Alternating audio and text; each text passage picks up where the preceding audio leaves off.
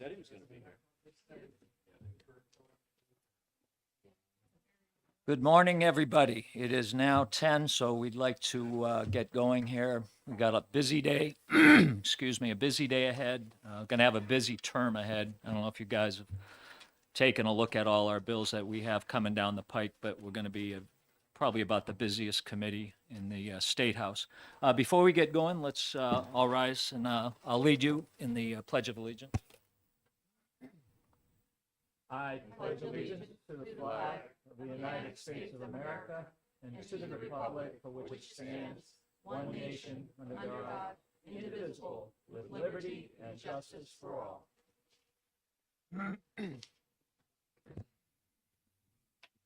Thank you. I think the first thing we shall do, Mr. Clerk, is take a roll call.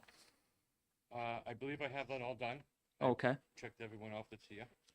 It should be all set. okay. Could you just mention the ones that are not here? We have a couple missing. Yes, Representative Yokola, Tetro, Trey 11, and that's it. And Brown. Okay, Brown. okay, thank you. All right, so I've allocated about 30 minutes for an orientation. We sent out a pretty lengthy few sheets of paper, kind of giving the expectations of the committee for this term. And my hope was that everybody's had a chance to read that, understand that, and then if we had any, excuse me, any questions on that, we could go over that in this first 30 minutes. So, first of all, did everybody get a copy of that? Or did anybody not get a copy of that? Okay. That was sent via an email from Heather. If you didn't get it, make sure you do get it so you can go over it so we're all on the same page going forward for the term. Did anybody have any specific questions regarding what we sent out? And then I've got some additional notes after we sent it out. Of course, I thought of a bunch of things we forgot, and Vice Chair Power has some comments also. So were there any comments or questions on what was sent out? Yes. Thank you, Mr. Chair. I have a question about scheduling executive sessions. Yes. It is my understanding that in this term, it is your prerogative to schedule an executive session, but it has to be with the concurrence of the ranking member. That's correct. So if we could at some point work out a process that feels Sure. comfortable to both of us for that might be productive. That's fine. As of right now, just so I'm kind of getting into a couple comments that we're going to make at the end of today. But as I mentioned in the opening, we have a very, very busy schedule coming up this term. We're already at, I think, 46 bills, and that's going to probably climb north of 80. So in this packet, I mentioned that there might be a need for more than one day a week, and I can already tell you next week we're going to be doing 2 days. So plan on next Wednesday, similar to today, where we'll be going over a number of bills that'll be posted today. And then on Thursday, we will either do an entire day of execing or a half day of executive session and a half day more of bills. So Representative Savis, we will get together with you and we'll go over that. Were there any other questions on what I sent out? Okay, I see no more there. All right, I've talked about next week.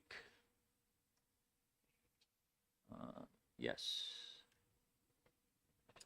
Representative Vice Chair Powers has got a few comments. Thank you, Mr. Chairman. So committee members, I just wanted to let you know with regards to storing personal items or papers for this committee that we have individual file drawers They are located here in the back of the room. They are no longer in the secretary's office, so feel free to utilize those as you see fit.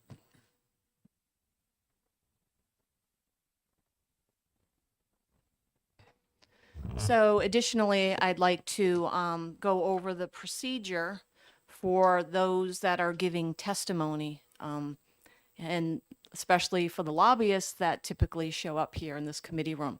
So the procedure this term will be that when you come into the room and you would like to provide testimony, you will obtain one of these pink cards, fill it out.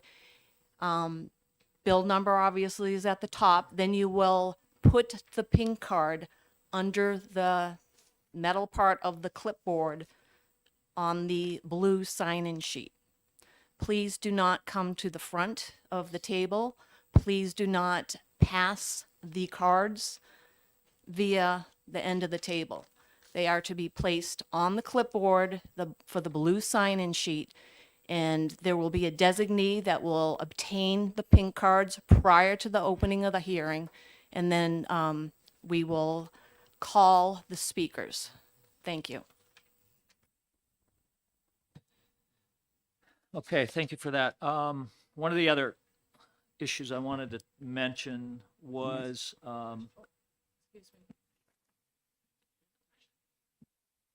Representative Manjputi. Thank you, Mr. Chair. This is the Vice Chair. To have the pink card, sometimes a colleague or somebody else is testifying in another bill in another committee. If they come after the hearing has started, what would be the process to give a pink card at that time? Thank you, Representative. Thank you for that important question. So in that instance, what would occur is that we would go through the pink cards, and the chairman at the end of testimony typically will ask the people in the room, is there anybody else that would like to give testimony? And at that time, we can sort that out then. Thank you. The other point I wanted to make that I hadn't really mentioned in the initial package was lunch. I'm going to try to hold at a minimum 1 hour lunch, or about a 1 hour lunch, and we're going to try to make that at 12:30. I'm going to be scheduling bills and exec sessions to allow from 12:30 to 1:30 as for lunchtime.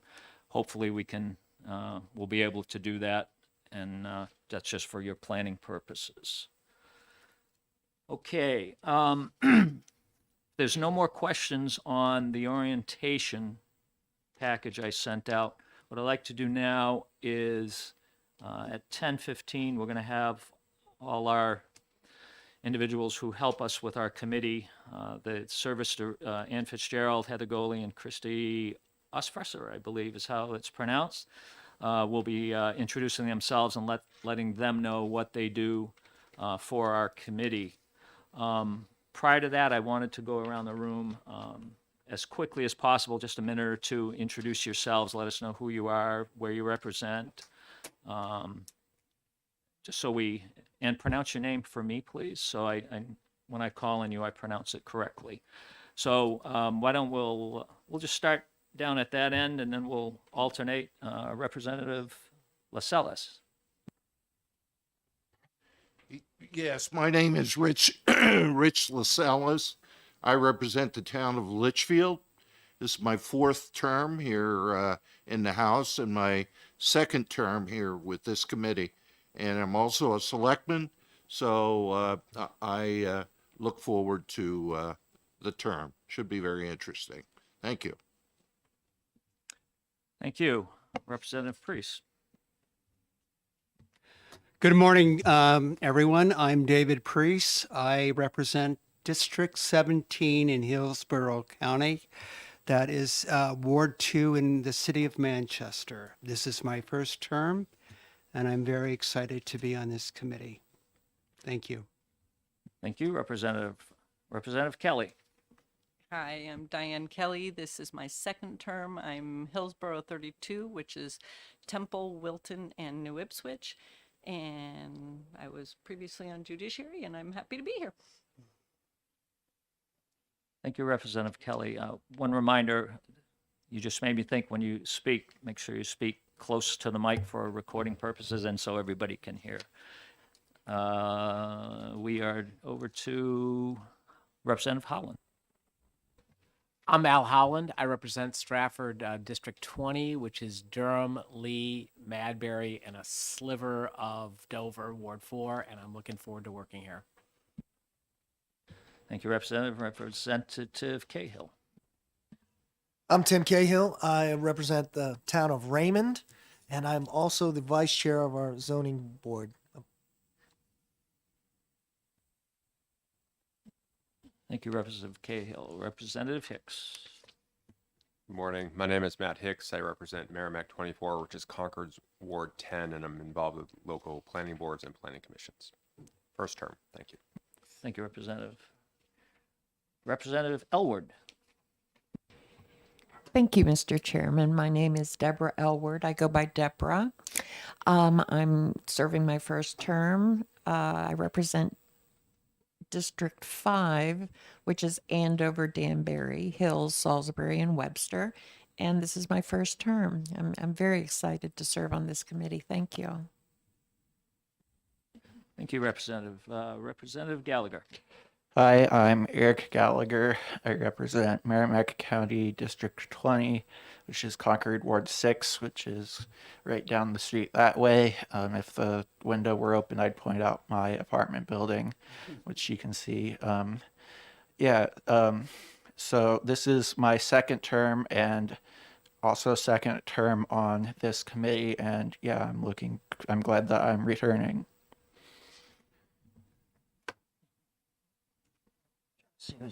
Representative Guthrie.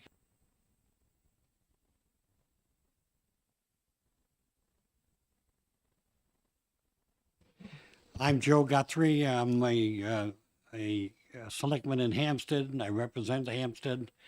And I have this is my sixth term. My second term on this committee. I'm glad to see a lot of new faces. Welcome. I know you enjoy the committee. Just as an aside, I want you to know that I'm the oldest member of the House. I expect some respect as we go forward. Thank you, Mr. Chairman. Thank you, Representative Guthrie. How old is the 93. oldest member of the House? 93. Impressive. Representative Manjpudi. Thank you, Mr. Chair. I represent Hillsborough 11, Nashua Ward 8. This is my sixth term and my second term on municipal and county government. And I'm on several nonprofit boards in Nashua and also have a consulting business with housing. So, thank you. Thank you. I didn't meet you prior, so I assume you're Tatro, Representative Tatro. Well, No? you're not the only one that mispronounces my name. It actually is pronounced Tatro.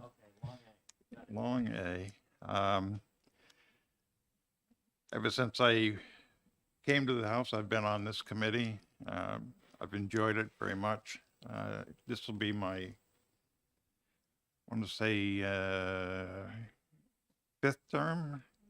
I took a little hiatus the last 2 years, and now I'm back. And I represent Cheshire County, the towns of Richmond and Swansea. Thank you, Representative. Representative Gilman. Thank you, Mr. Chair. I'm Julie Gilman. I represent the town of Exeter in Rockingham District 11.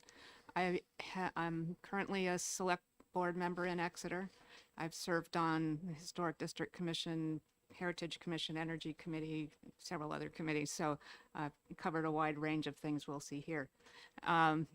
This is my fourth term and my fourth term on this committee.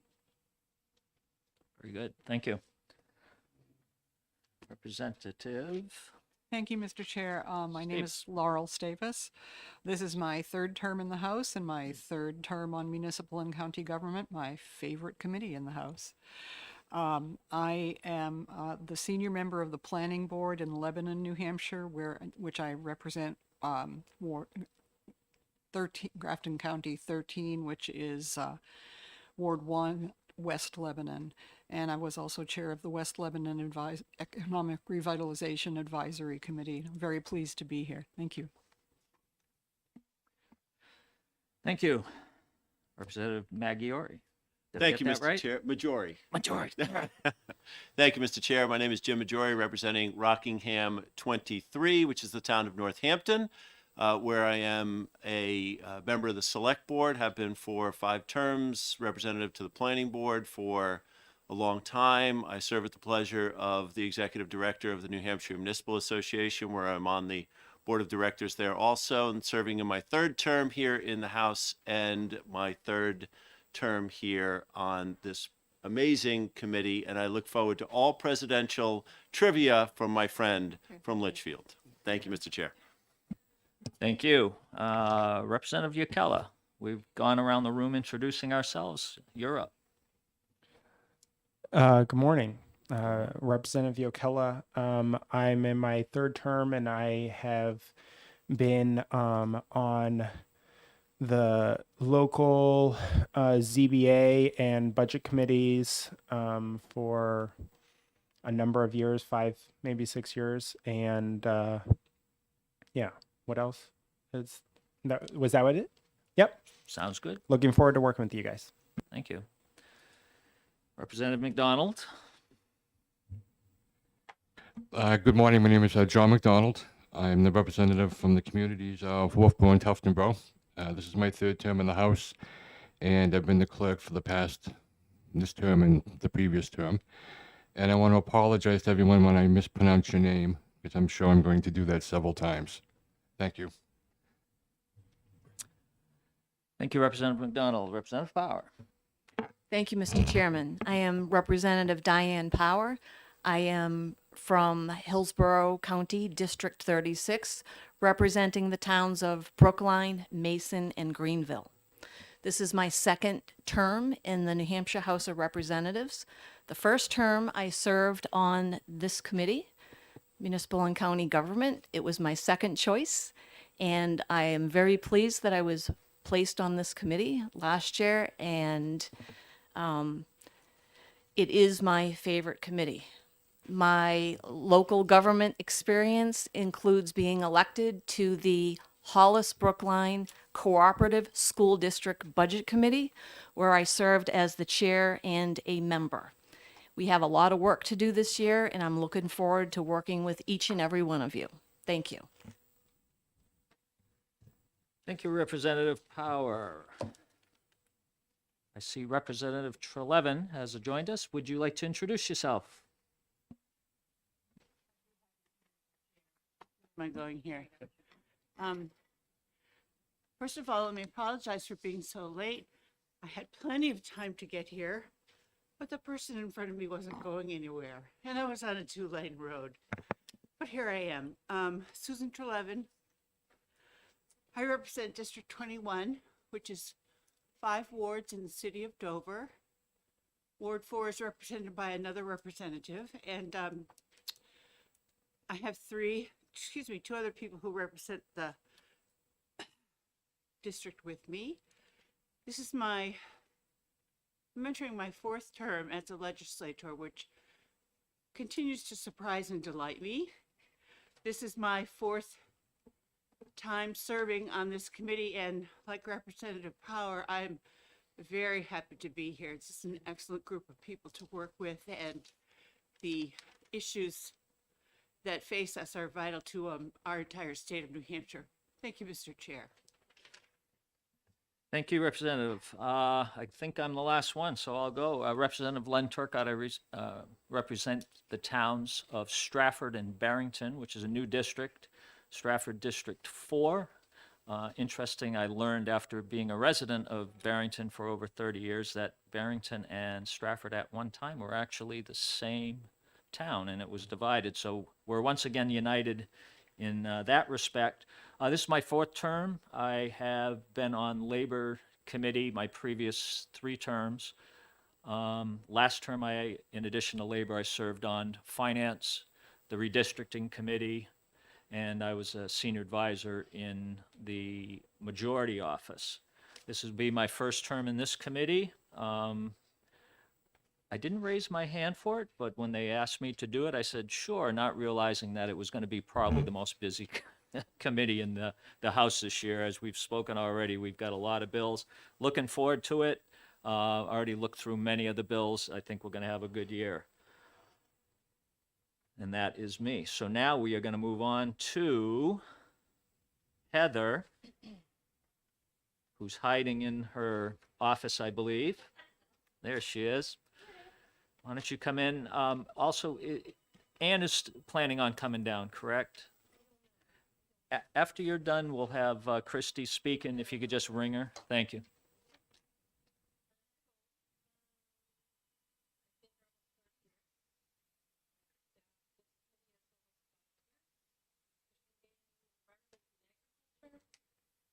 Labor, Legislative Administration, and Resources. I don't a lot of different things. I do a lot of the scheduling. I schedule studies and statutories as well as my 6 standing committees. The folders that you find in front of you have your bills that we've received so far. They're late coming back from the printer, so they will be coming in here's some drafts. And I'll try and get them to you as soon as, every time you meet, you'll probably find a pile at your seat. You're welcome to take the bills home in the folder, but you need to make sure if you do take them home that you bring them back, as this is your only copy of the bill. You'll find copies of the bills on the table when you have hearings, but those are basically for the public. You will not find copies of bills during any subcommittees or your executive sessions. Thank you, Heather. You did well. If you think of anything else, let us know. What's that? We have a question for you. Thank you, Mr. Chairman. So with regards to the bills that will come in subsequently, where can or should the members look to find those bills? Will they on okay, thank you.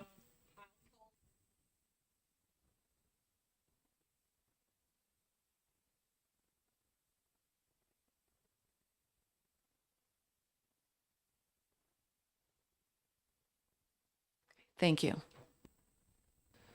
Thank you, Heather. And just for the individuals that weren't here right at the very beginning, Representative Power described that in the back of the room here, there are file cabinets that, with your name on it, that you can keep your bills, your files, whatever you need to. Okay, Christy.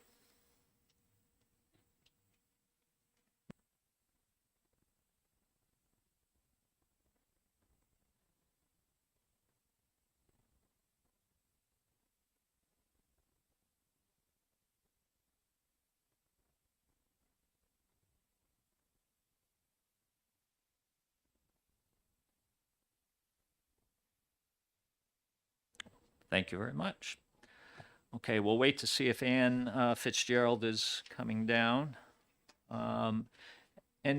Josh, excuse me, sorry, Representative Ukella, Representative Trelevin, anybody who came in late. We earlier talked about the package we had sent out titled "An Orientation." Do you have any questions on that? I didn't think Representative Trelevin would. And Representative Ukella, no? Okay. All right, well, we'll wait a few minutes see if Ann comes down. If she doesn't, we'll start in on our bills.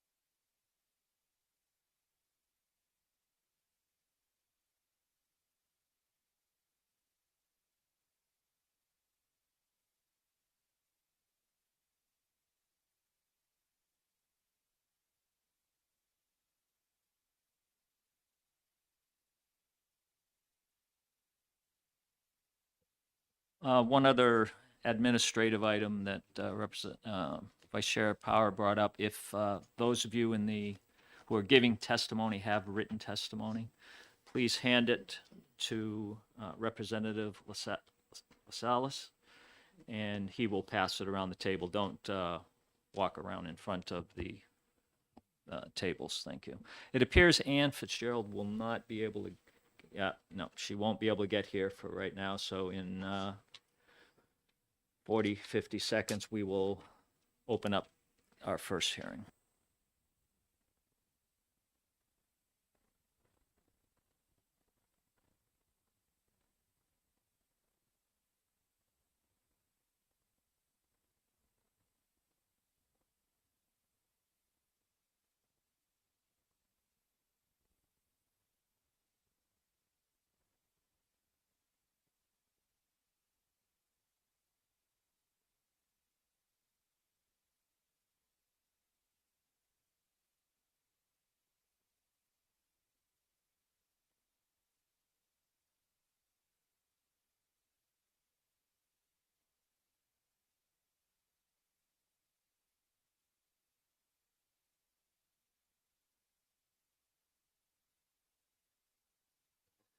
Okay, I see the time says 10:30, so we're gonna open up the hearing on HB 70 relative to residency requirements for deputy town clerks. Yep. Oh, okay, thanks. Here you go. Pass those down. Call the first individual, the prime sponsor of the bill, Representative Adjutant. Welcome, Representative. You are the first individual to give testimony with the committee this year. Hope it goes well then. Thank you, Mr. Chairman and members of the Municipal and County Government Committee. My name is Rep. Josh Adjutant from Enfield, and I'm here to introduce HB 70, a bill that would expand the job pool for deputy town clerks and clarify a confusing statute. This bill came to fruition after a conversation I had with Enfield's town manager, Ed Morris, who joins us today in November. The town of Enfield sought legal advice about whether a deputy town clerk had to be a resident of the town, obtained advice that they did not, appointed a non-resident, and then learned from the Secretary of State that the Secretary's interpretation of the statutes was that the deputy had to be a resident. While the town was provided a workaround, it would be good to prevent this in the future, and we can do that with this bill. I will first speak to the statutory confusion. I know that Attorney Graves from the Municipal Association has a letter outlining one of the major issues at root here. RSA 41:48 says, quote, a deputy town clerk must be qualified in the same manner as a town clerk, meaning they must be domiciled within the town. However, RSA 669:65 says essentially, should a town clerk no longer be town clerk, the selectman will make an appointment unless there is a deputy town clerk, but only if the deputy town clerk lives in the town. Which begs the question, how can an out-of-town deputy town clerk get to be deputy town clerk if they must be similarly qualified initially as the town clerk? Put simply, 41 suggests the deputy town clerk must be a resident. 669:65 suggests they don't have to be. At a minimum, it would save a lot of headaches for the committee to use this bill as a vehicle to clarify that language so towns know what the rules are, and the NHMA will speak to that. Speaking now to the merits of the language here, I think this legislation has several clear benefits. Per the most recent census data, the number of New Hampshire municipalities with populations under 500 is 17. If residency is a requirement, the odds of finding a qualified person to serve as deputy town clerk in a community the size of Easton or Benton versus Bedford and Londonderry are vastly different. Smaller communities could benefit from this kind of flexibility. This is an important adjustment to make due to the necessity of town clerks in the state of New Hampshire. Should a town clerk resign or pass away, there must be somebody available to assume the responsibilities of the job until the next town meeting, and that should be the deputy town clerk, as they are the person with the most familiarity of their specific municipal needs. I'm not recommending that we alter the requirement of residency for town clerks, nor is NHMA or any other testifier that I'm aware of. In order of preference, I am asking that the committee pass this bill that would allow smaller communities the opportunity to find qualified and capable deputy town clerks who may live in adjacent communities, or at the very least, clean up and reduce confusion within the statutes. And that's all I have. I can take any questions. Thank you, Representative. Are there any questions? Representative Trilleben. Thank you, Mr. Chair, and thank you, Representative, for testifying. I'm making an assumption in my head, so I'm going to ask it as a question. The assumption I'm making is that when the law was put in place and or written, the world was very different and our communication was very different. And for somebody to learn about a town and its residents, you had to be there. Again, my assumption is that these days you don't necessarily have to be there all the time to adequately serve a town in a appointed position and understand how the community works. What do you think about that? I would actually ask that when NHMA testifies that they answer that, because there was a revision to the RSAs in the early 2000s that created this kind of confusion. It seems as if one part of the RSA was amended while the other part wasn't. I don't 100%, I can't speak with certain confidence as to which way that went, but I know in my conversations with Attorney Grays, that came up. So I would ask that he answer that when he comes up. Great. Thank you, Representative. Thank you, Mr. Chair. Representative Power. Thank you, Mr. Chairman. So my question pertains to the notion that you testified that the change to this statute here would expand the job pool in communities that are smaller. My town that I reside in is Brookline. It is a border town. Does this legislation, or as the prime sponsor, have you considered the possibility of a deputy town clerk coming from out of state? Is that addressed in this legislation, and what are your thoughts? It's not specifically said no to. However, if an amendment were to be drafted, that would clarify that it would need to be a New Hampshire resident at minimum, that I would support that. But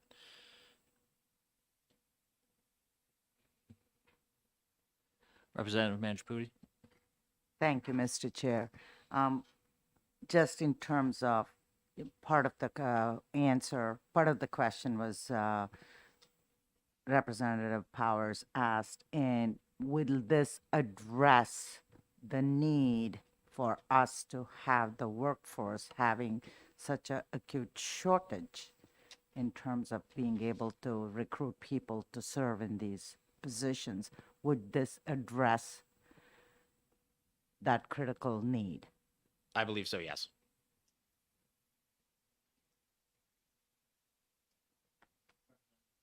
Representative Davis. Thank you, Mr. Chair, and thank you for taking my question. Can you speak a little bit to lines 9 through 14 with respect to the town clerk position? I think I understand the changes that you're seeking in the existing legislation here, and they pertain to, should this become law, a deputy town clerk who is not domiciled in the town could in some circumstances serve as town clerk if that position became vacant. Is that what you're trying to accomplish here, or is it something different? No, it would be allowing the deputy town clerk to assume the responsibilities of town clerk until the next town meeting. That would be the parameters there. I will say as a disclaimer that municipal and deputy town clerk residency laws are not my wheelhouse. So I will do the best I can to answer some of the more cosmic questions surrounding the RSAs. But though that conflagration between the two, not necessarily saying the same thing, is where I'm the most familiar right now. Representative Yokella. Thank you. Thank you for taking the question. Since the change does not address the requirement that town clerks be domiciled in the town, how could the the selectmen appoint someone who is not qualified to that position. Representative, can you repeat the question? So, since their qualifications require domicile in the town, if For deputy town clerk or no, for regular? the actual town clerk, if the town clerk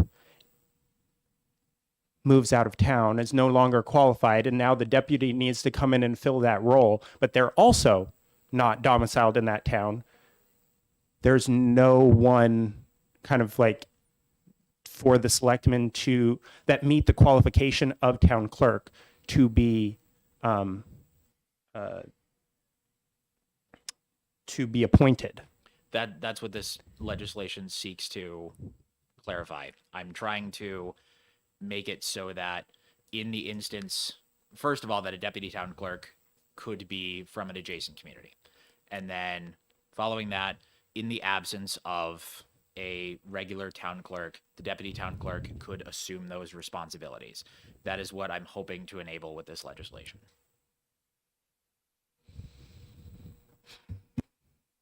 Representative Stavis. Thank you, Representative Edgerton, for taking yet another question. I'm thinking about the article that I read yesterday in the Concord Monitor about a school board member who became houseless and was ousted from her position on the school board because she could no longer find a place to stay in the ward that she represented. And I wondered if you might be amenable, or others might think it not a bad idea, to change the word domicile to something else, like reside in, or something like that, because domicile implies to me that someone has a home in that town. And we are seeing more and more across this state that people are having to leave their homes through no fault of their own. So it's just a shading of the word, and I'm just, throwing it out there as a possibility. If the committee supported that, then I would support that, but I don't know how that would conflict with other definitions within RSA, and I would want to be cautious about touching that. Representative Majori. Thank you, Mr. Chair, and thank you, Representative, for taking my question. I think I'm following up on what Representative Yokella might have been asking. Does this, I thought I understood it clearly, does this bill then essentially grant a deputy town clerk who is not domiciled in the town and assuming that role the kind of leniency or whatever until someone else can be appointed so that they don't have to fill that capacity of living in the town? I didn't state that question accurately. I'm sorry. I think they would just be serving as an acting town clerk. Acting town clerk. Yeah. That's, I think, where I'm trying to go. Mm-hmm. Okay. Thank you. Representative Power. Thank you, Mr. Chairman, and thank you for taking my question, Representative. So when I read this bill, section 4118 and 669:65 in concert, the language is very confusing. Mm-hmm. And so my question is, let's see, my copy here, it would be line, I guess, 10 through 11. So the question pertaining to lines 10 through 11, it states that pursuant to RSA 41:18, the selectmen have previously appointed. Could you explain to me, that's not clear to me, the English language, and under what circumstances underneath the section dealing with a vacancy that the selectmen had previously appointed a deputy town clerk? I believe that would pertain to whether the appointment was almost grandfathered in. I think that speaks to a lot of the root of the confusion here. Like, as I stated in testimony, 669:65 appears to say that, or the conflict between 669:65 and 41:48 is that The deputy town clerk would have to be similarly qualified as the town clerk. However, in some magic bait and switch circumstance where the deputy town clerk was appointed without residency, then they could be appointed except for where it was conflicted. I think our mutual confusion in that statute is a good argument for cleaning that up, because I am similarly confused. Yes, go ahead, follow up. Thank you, Mr. Chairman, and thank you for taking my follow-up question. So I spent a considerable amount of time analyzing this language, and I also made a flow chart.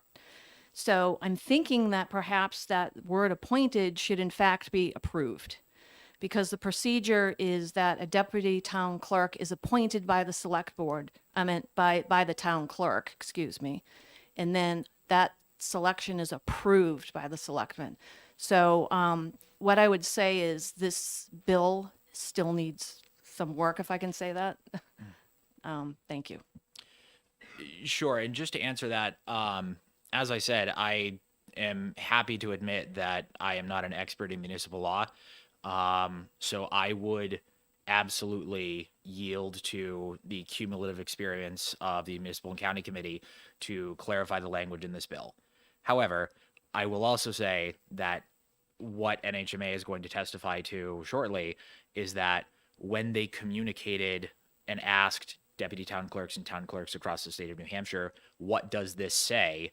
There was not concrete unanimity in what folks thought it believed. And the fact that that confusion exists should, in my opinion, necessitate a fix to the RSA.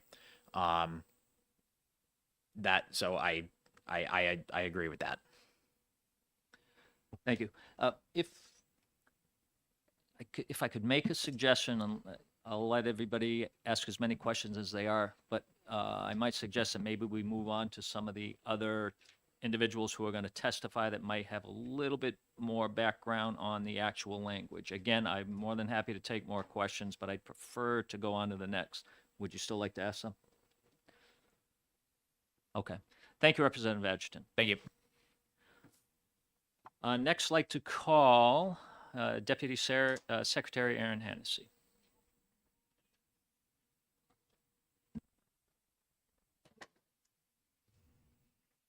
Good morning, Mr. Chairman and members of the committee. My name is Erin Hennessy, and I am the Deputy Secretary of State, and I am here to offer testimony in opposition to this legislation.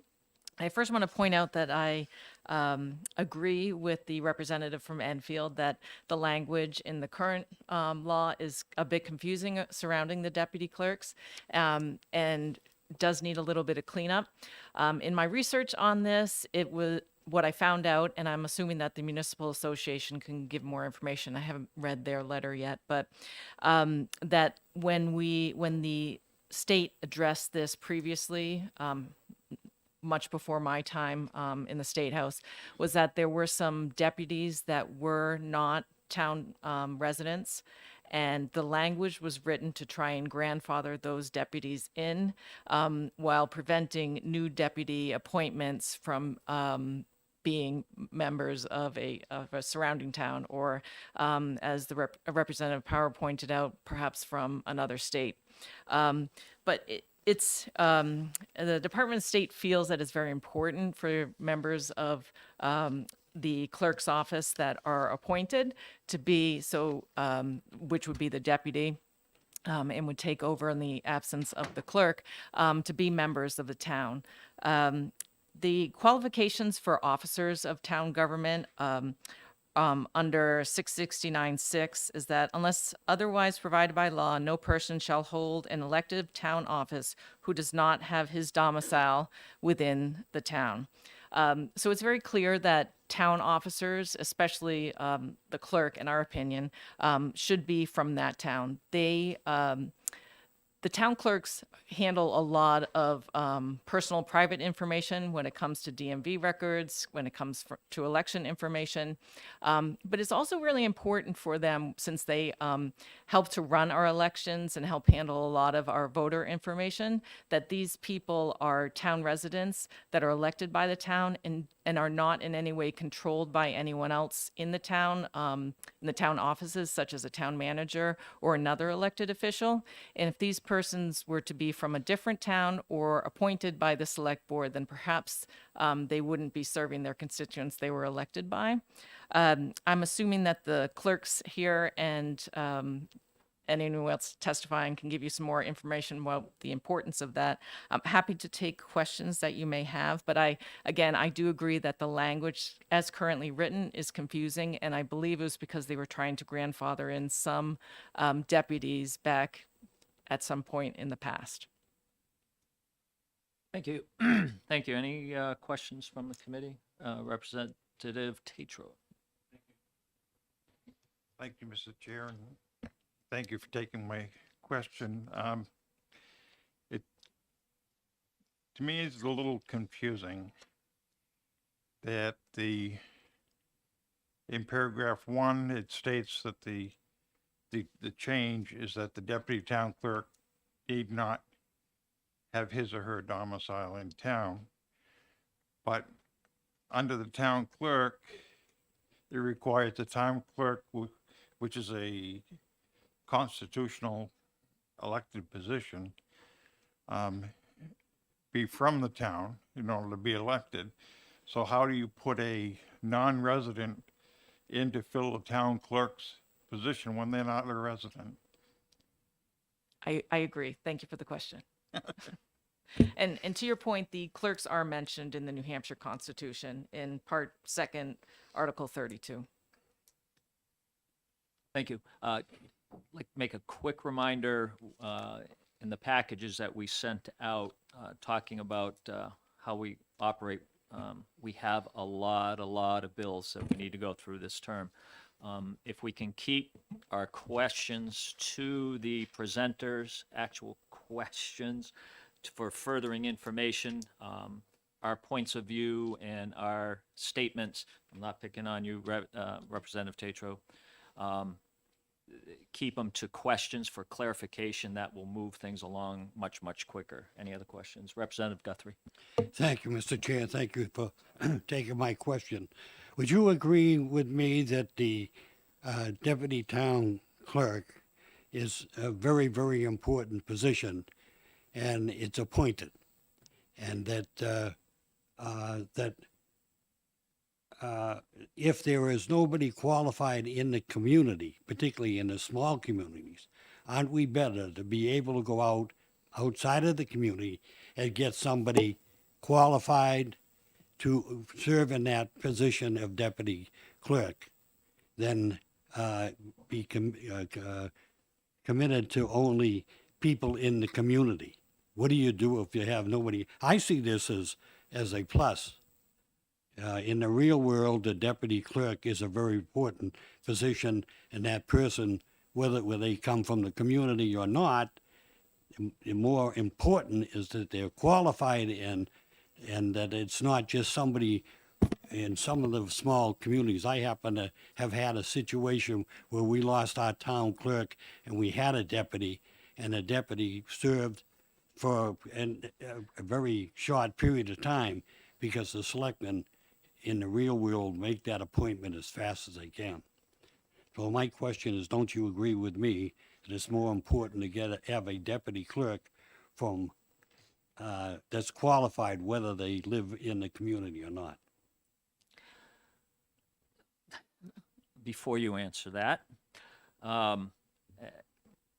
also in the packet, Representative Guthrie, that we handed out, one of the items that I specifically mentioned was that we need to ask questions rather than preceding our statement with a "would you believe." Again, we're looking for clarifications on testimony. Unless I'm misunderstanding, Ms. Hennessy has stated that she believes that we should probably go back to the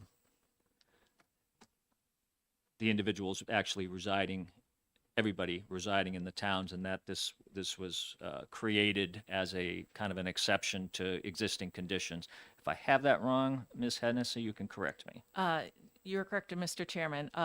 To Representative Guthrie's point, nothing in the current legislation prevents a town from hiring assistant clerks that do not reside in the town to help with the operations of the office. Representative Maggiore. Thank you very much. Thank you very much, Mr. Chair. In my town, Northampton, we have town clerk, tax collector, same person elected. Is that the way it is in every single town? Foolish of me not to know that question. I'm sorry, and maybe you don't know that either, because that's my question. Okay, thank you, Representative. You can have the combined position. There is certain legislation that covers that. I mean, in the RSAs that covers that. However, it is not how it is in every town. Thank you. Representative Yokela. Thank you. And thank you for taking the question. This is kind of following up with my previous question. Since this does not change 669-6, which you previously stated as the requirements for residency for all elected officials, and we're not changing the town clerk to not be an elected official, does this change actually do what the stated purpose of the bill is, which is to allow the selectmen to appoint someone to the town clerk that is not a resident of the town or domiciled in the town, since they would not meet the qualifications under 669-6? Thank you, Representative. Yes, Thank an appointed non-resident deputy clerk that assumes the clerk role would not meet the qualifications of the position. Thank you. Representative Trelevin. Thank you, Mr. Chair, and thanks so much, Madam Deputy Secretary, for coming to testify. My question is, in your mind, is there a difference between an acting deputy clerk who might fill in while a clerk was, I think you've just answered it though, while a clerk was not available or moved away or gone? I don't believe so, but I would have to I would have to get back to you on that. I'm assuming based on the language that once they assume that role, that they have assumed that position. I hear you. Thank you. Representative Gilman. Thank you, Mr. Chair, and thank you for taking my question. Under the current 4118, it says that each town may have a deputy clerk. If a town that does have a deputy clerk and the town clerk leaves,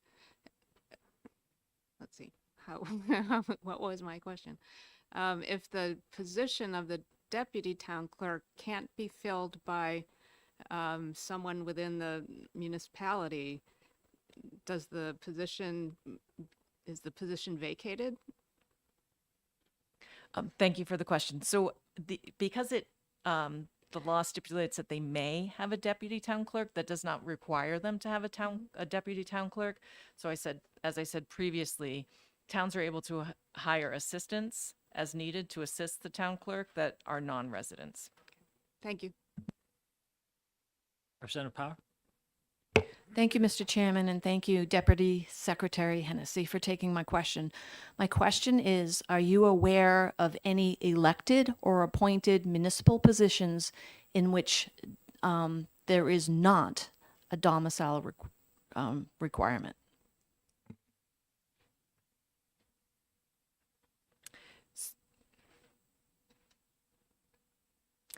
Thank you, Representative. I would have to get back to you on the appointed piece of something, but under the RSAs, anyone elected has to fulfill the domicile requirement.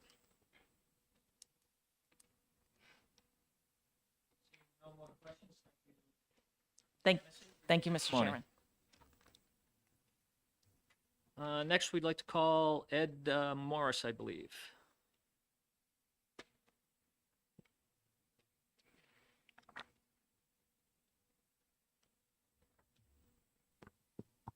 Thank you, Mr. Chairman and members of the Municipal and County Government Committee. My name is Ed Morris. I'm the town manager in the town of Enfield.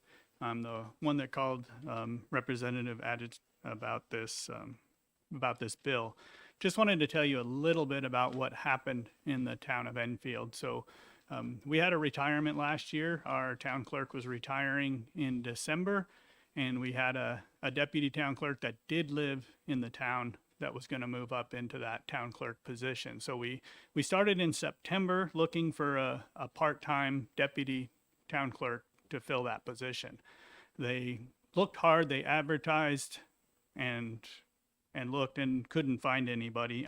Prior to advertising, we did work with NHMA, and they'll talk a little bit, and I think it's already been talked about, the confusion in the language. And we were advised that we could hire someone from outside. So when they were looking for a part-time clerk, they advertised like we would any other position and looked for 3 months and was not able to find a part-time deputy town clerk. So the town did what it could, and we actually moved the deputy town clerk position to a full-time position with benefits, and knowing that this was an important position.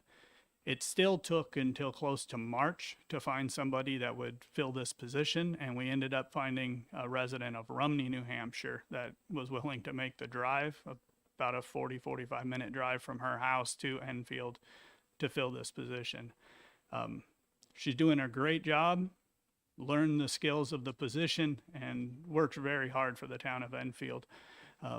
In August, coming into the September elections, we were notified by the Secretary of State's office that she could not be a deputy town clerk, and a lot of the vital records and things that she had filled out and helped people, marriage licenses, those types of things, needed to be redone and signed by the town clerk and sent back. So that was great. And then the Secretary of State's office was really helpful. They called back a day or so later, talked to our town clerk and said, you know, there are towns around the state where this is happening.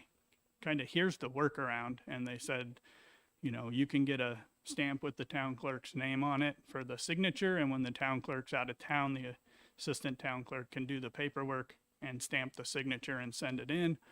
Or we could deputize a select board member or another member of the staff that was domiciled in town to sign the paperwork, in my mind, even though they don't really know what they're signing. And to me, what I teach my staff is if there's a rule that we're having to figure out a workaround or something to do, then we need to go through the proper steps to change that rule. And so that's why I'm here. That's why I called Representative Adjutant and asked him if he would bring this legislation forward so we can start getting some clarification, either clarification on the language, the process, or how we should do things in the real world. As he said, this would expand the pool. Enfield's a town of 4,600 people, and we had trouble finding a deputy town clerk for almost 6 months. I do think this will affect other towns. The workaround with the assistant town clerk works, but I don't think we should be creating laws to create workarounds. And so I would hope you guys would support this, or at least give it good attention moving forward to present a law that works for all the towns. Thank you. Questions? Representative Manchbudi? Thank you, Mr. Chair. Thank you for taking my question. So you had a lived experience in terms of this whole process. As a town manager, was it conflicting to have a task that would be normally done by a city clerk, but have the seal, but somebody else as a filling in could do it without understanding what they're signing for? I don't know that it's a huge problem, but it's a workaround. I mean, if the lady's competent to sit in and do all of the clerk's work, I don't know. I don't understand why she can't sign the document. I do get some of the concern if the emergency comes up where they need to fill in for the town clerk for a couple of months until the town could find somebody to do that job. But that's something that you guys need to talk through and figure out. But I know the day-to-day work that the clerks do every day, we need someone in that seat, and it would make a lot more sense if the person that took the training and understand how to fill the paperwork out could sign the paperwork at the end of the day. Are there any other questions? Seeing none, I have a couple questions for you. Kind of related. Being the town manager, have you ever had, previous to the last couple of years, have you ever had issues in filling town clerk or and deputy town clerk positions? I'm not sure about filling them. I mean, we've had a little bit of trouble. I was the city manager in Claremont too, much bigger city.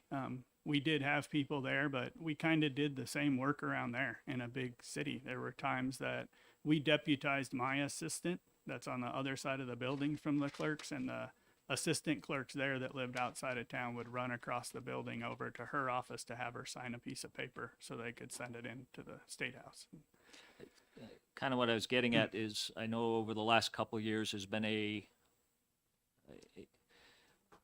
businesses, government offices, everybody has been having trouble filling positions. And my concern or question is, do you think that that plays a part in not being able to find?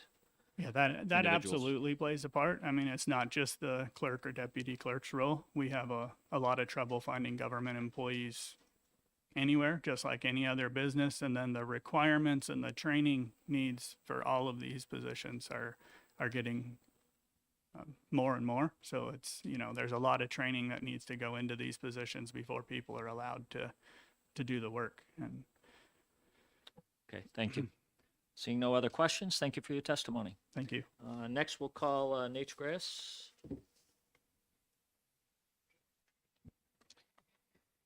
Thank you, Mr. Chair. Nate Grace for the Municipal Association. I just want to briefly introduce the Municipal Association since I know we have a new committee. So we do three primary things. We provide legal advice to cities and towns. We're a voluntary membership organization. We currently represent all 234 cities and towns. So we provide legal advice to them as they call us. We provide training, which is probably our biggest component of what we do. Last year, we had 86 different education and training sessions that our staff of 9, of which 5 of us typically do trainings, performed.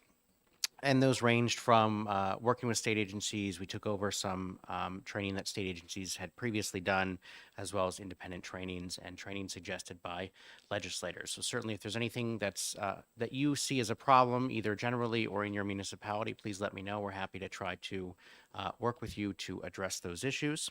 And lastly, I come here and I talk with all of you about the positions that our members adopt and ask us to advocate for at the legislature. And today I get to begin with probably the strangest testimony that you will hear from me all year, because we do have a policy position, of course, to support our members, but we also have a policy position to clarify the law. I have handed out a letter to all of you. In the first section there, I have copied down the existing law, underlining what I believe are the relevant provisions that are causing some confusion here. And then in the second section, I have a couple of statutory interpretation rules, which are very important. And knowing that your chair has written more contractual language in his career than I have probably read, I know he knows how important it is to get things right and be clear. So I'm sure he could talk to that in executive session much more thoroughly than I could here. But the courts generally have 2 rules that are very important for you to know as legislators. The first is that they don't look beyond the language of the statute to figure out what the intent is if they think they understand what the statute says. And the second is that whenever possible, they give all words in the statute some meaning. And so in response to the town of Enfield contacting Representative Adjutant and us and letting us know about this problem with the deputy town clerk situation, I went out, I talked with municipal attorneys, and as it turns out, there's some disagreement about what the words in the existing statute mean. And the problem really comes in with RSA 669-65, which has a provision that says unless the deputy does not have his or her domicile in town. So presumably there must be some situation where a deputy could not be a resident of the town under existing law. And this was actually a problem created by the legislature back in the early 2000s. So at that point in time, they made a determination that it would be inappropriate for deputies to be not be residents of the town. So deputies should be residents. So they modified the first the first statute related to deputy town clerks, which used to say what this bill proposes in its first section, that it says they have to be qualified in the same manner, except they need not have their domicile in town. But at the same time, the legislature recognized that there were at that time deputy town clerks who were in fact not residents of the town, and they wanted to protect them in their positions. So they modified the vacancy statute to include the language that I cited earlier. That has created some confusion because if you were like the Secretary of State, you know what the legislative history is, you have that institutional knowledge. It obviously makes sense that you would want to do what the policy of the legislature was 20 years ago. If you're 20 years ago, you were middle school like me and you became an attorney afterwards, and you read the statute and you said, well, I think this is clear, there must be some circumstance, your advice is going to be, well, obviously deputies don't have to be residents of the town. So my testimony is strange today because while we support the changes that would allow deputies not to be residents of the town for all of the reasons you've already heard today, we would support a committee amendment that modified the existing statute to clarify that they must be residents. Because as it is right now, the statutory scheme is confusing and we need some clarity. This comes into play. A number of you have asked questions today. I think everyone in this room would agree that town clerks and the functions they perform are essential. Realistically, you can't have a town running without someone performing those functions, whether or not they're a resident. So we really need to resolve this issue in order to make towns function well. I know you wanted me to keep my testimony short, so I'll happily answer any questions anyone has. Thank you for your testimony. Questions? Representative Manchapudi. Thank you, Mr. Chair. So it's the strangest testimony, yes. But my question to you is, as you see it in having the history of the municipalities, by clarifying that the deputy clerk can only be an acting in case when the clerk has to leave or has left or vacated the position. Would that help because it's only an acting, or would it create more confusion? Thank you for the question. Just let me talk briefly about how the current deputy process works. So what happens is the town clerk basically nominates someone to be the deputy, and that person is appointed by the select board. That doesn't relate to whether they're employed in the town clerk's office or employed with the town. That only relates to what their statutory role is, and there are a number of things that the town clerk can do. The deputy stands in the place of the town clerk when the town clerk goes to Disney World for 2 weeks. And that's really what we're trying to balance the policy on is, well, what if the town clerk leaves, before town meeting happens? How do we fill that position until, someone in town steps up and runs for that position? And obviously it has to be a resident of the town that becomes the town clerk. And the second part of the bill changes a shall to a may. And part of the reason behind that, as I recall from my discussions with Representative Adjutant, was you may be in a situation where you have a town where a couple people step up and they say, I'd like to become town clerk, and the select board, obviously if the select board appoints one of them, that's basically saying this person we think is best qualified, voters, you should vote for him. It's basically an endorsement. The select board may not feel that's appropriate, but we still need someone to do the town clerk function. So it would be, I guess sort of the preference there would be, we'd certainly like someone to be appointed. If there's only one person, definitely do that. But if two people stand up, they're equally qualified. They're both residents, obviously. But we can, start the training process, get them familiar with everything they would need to do as town clerk. But we don't want the select board to interfere with that election by doing basically an endorsement.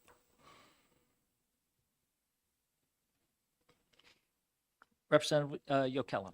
Thank you. Thank you for taking my question. Same question I had before. Do you believe that this, as stated, this current language of the law would allow the selectmen to appoint a town clerk that is not a resident of the state? Like, Knowing what I know now, I will tell you it's confusing. When I read it the first time, I thought there must be a circumstance where a deputy cannot be a resident, and therefore, I mean, otherwise, why would it say that in 6965? In which case, why would it need to be repeated above in 4118?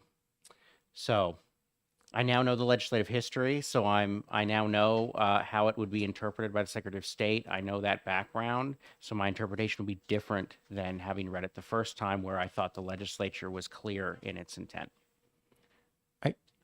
can I follow up? Follow up quickly, yes. Thank go you. ahead. I don't think that I must have stated the question incorrectly. If this law was to pass, as it was presented to us, do you believe that the selectmen could then appoint a deputy clerk to fill the role of town clerk, given that there's a qualification in a different section of law that requires them to be domiciled? Yes, because the modification would mirror what the statute said prior to 2002 or 3, and it says they're qualified in the same manner, except they don't have to be domiciled in town. Okay, thank you. Are there any other questions? Seeing none. Representative Gilman. Thank you, Mr. Chair. I was wondering if I could recall the Deputy Secretary of State, because I thought of another question that I did not think of at the time. If she's willing to do that, we'll do that after our next speaker. Thank Sure. Thank you, Nate. Thank you. Mr. Grayes? Oh, okay. All right, next we have, I believe it's Josie Ewing. Welcome. And even though on the pink card we do have your position on the board, we'll remind those testifying whether you are for or against the bill. Thank you. And may I ask if it's okay that Dan Healy, my colleague, join me? Sure. Thank you.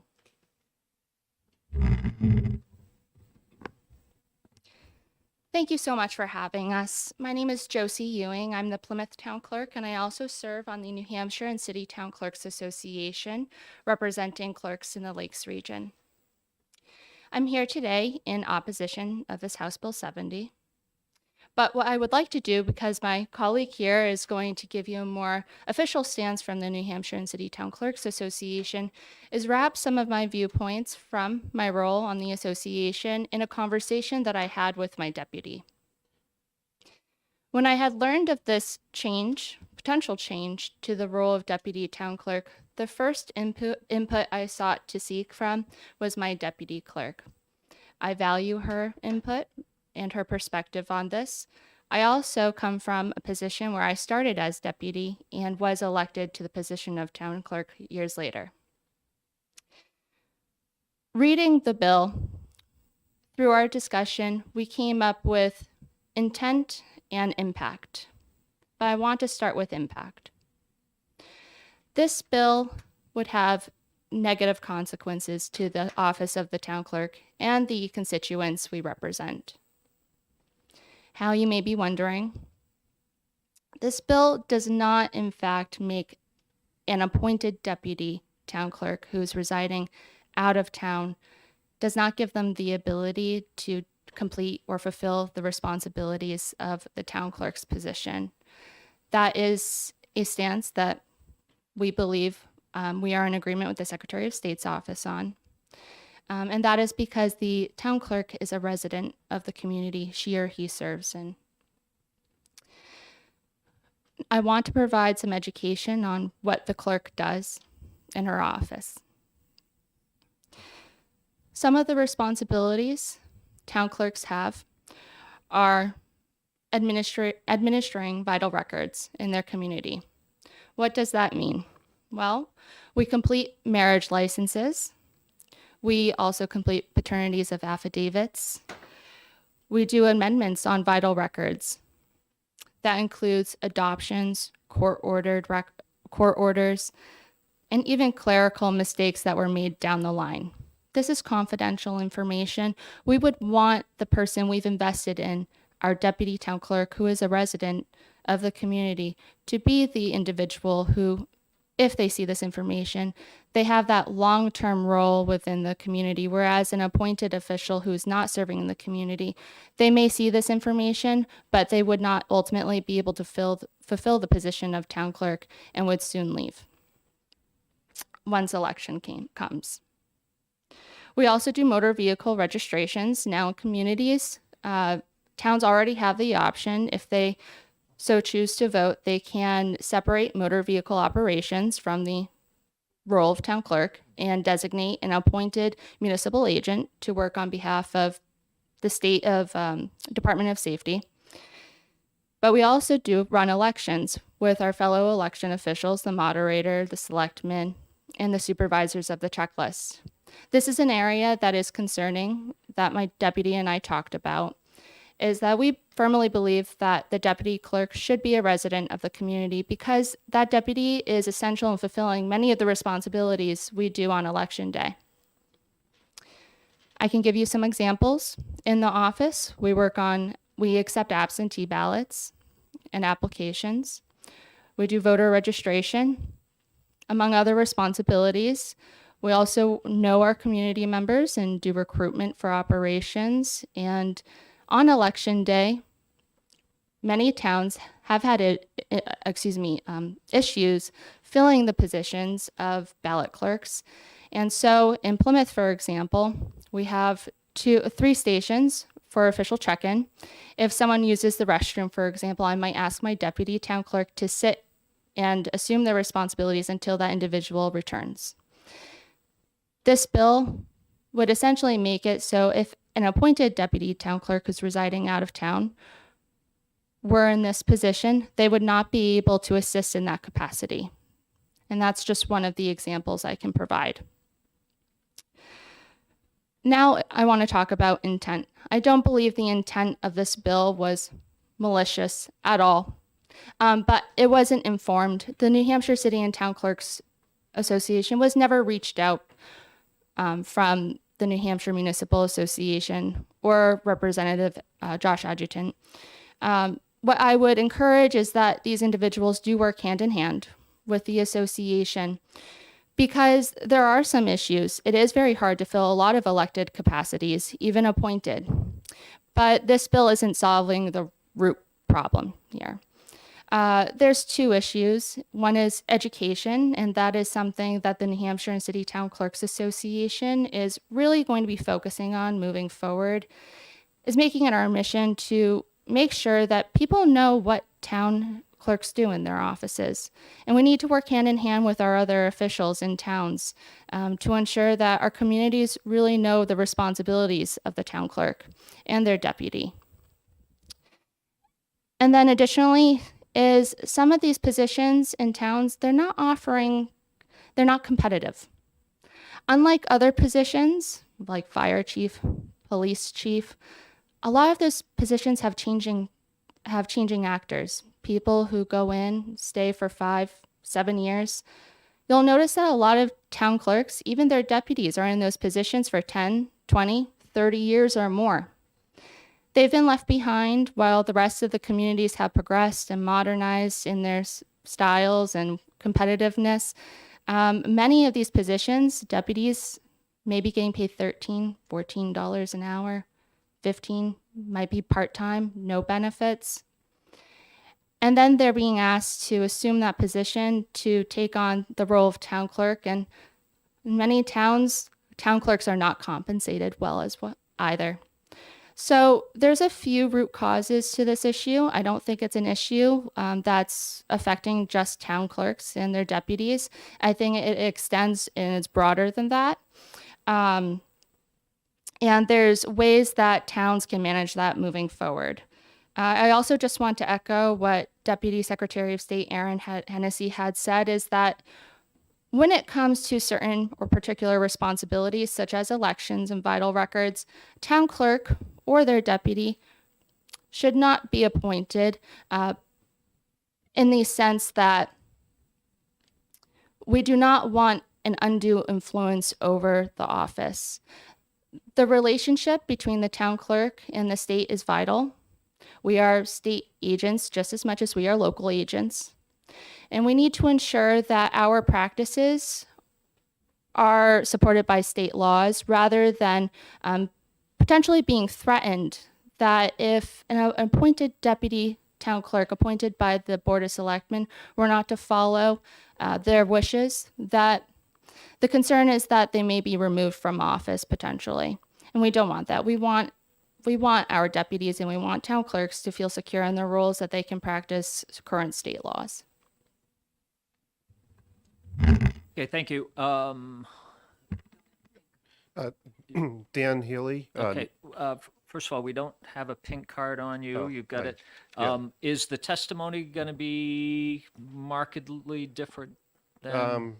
Similar but short. If we could, where the chairman has failed miserably in his timing of this first bill, so I'd like to move it along. So if there's anything repetitious, kind of leave that by the side. If you have something that's new, Okay. we'll hear it. So Dan Healy, Nashua City Clerk, Vice President of the New Hampshire City and Town Clerks Association. And our association is against this bill. The main reason that we are against this bill is a deputy town clerk cannot work elections. That's one of the main functions of the town clerk's job. So if your town clerk is ill or not available for whatever reason on the day of the election, the deputy clerk cannot fill in if they do not reside in that community. So that's a major concern for us. And I also don't believe that changing the statute on the deputy clerk would then allow them to ignore the requirements for town clerk and step into that position. I think you'd still need to meet the requirements of town clerk. Even as acting town clerk, you would need to fulfill the requirements of a town clerk. I don't think that this bill addresses that part. It only changes the deputy town clerk. So if a town doesn't have a town clerk, if the town clerk retires, the town clerk leaves, they need a town clerk or an acting town clerk. So a deputy would not be able to access vital records, and they would not be able to access the election system unless there is a town clerk in the town. And that situation happened to me when I left Derry. The state would not leave on vital records and the election system without an acting town clerk in place. So I don't think that a deputy that doesn't live in town would meet the requirements to be a town clerk, and you would have no access to vital records, and you wouldn't be able to assist during elections. And it's also only a temporary fix. So if you're saying at the next town meeting, then a town clerk would need to be elected that lives in that town. You could only be talking a few months. So the town's going to be in the situation where they need to fill that role either at that point or maybe just a few months down the line. Thank you. Okay, thank you for your testimony. Representative Savas. Thank you, Mr. Chair, and thank you for taking my question. I think it's directed at both of you and also at the Deputy Secretary of State. So the assistant clerk workaround would not be usable if the clerk were absent during an election? It would not be, I don't believe, unless all the assistants lived in town. I mean, if anyone that lives in town can work at the election. Follow up, Mr. Chair? Follow-up question, go ahead. Thank you. And so it's not really a workaround, is it? It's not really a workaround if you have the deputy residing out of town. You would still need someone would need to be appointed to carry out an election. Thank you.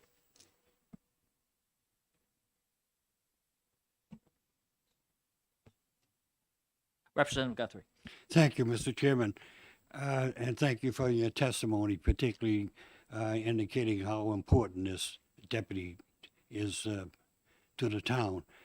Do you see this bill requiring any community to appoint a deputy that is out of town? Isn't it more of an option? So I believe the way the law is right now is that towns don't need to have a deputy, so they wouldn't, I don't see this as them needing to appoint a deputy.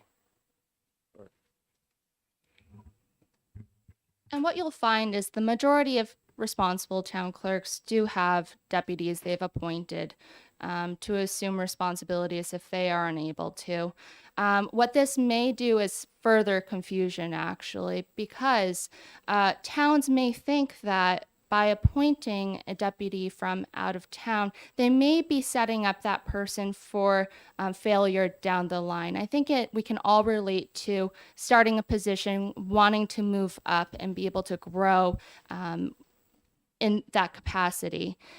Really, it's setting that individual up for failure or stagnancy where they wouldn't be able to move up at all because of the elected piece. So towns may appoint someone from out of town, but the emptiness of this bill is that that individual can't fulfill the clerk's responsibilities, and neither can they become elected if that position becomes vacant. And there's other things to consider in this, but in respect to your question, I won't go into those. But I hope that is a further explanation. Thank you for your testimony. Any Thank you, further Mr. Chairman. questions? Representative Gilman.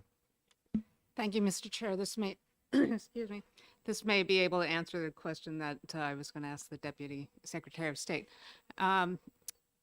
Can you tell me the definition of certified documents throughout the chapter on town clerks? Documents that need to be certified by the town clerk? So certified documents would probably relate to the vital records that we issue. So as town clerk or deputy town clerk, we're able to sign at the bottom of the vital record, and then we put the town or city seal over our signature, and then it's a certified vital record. Follow up, Mr. Chair? Follow up.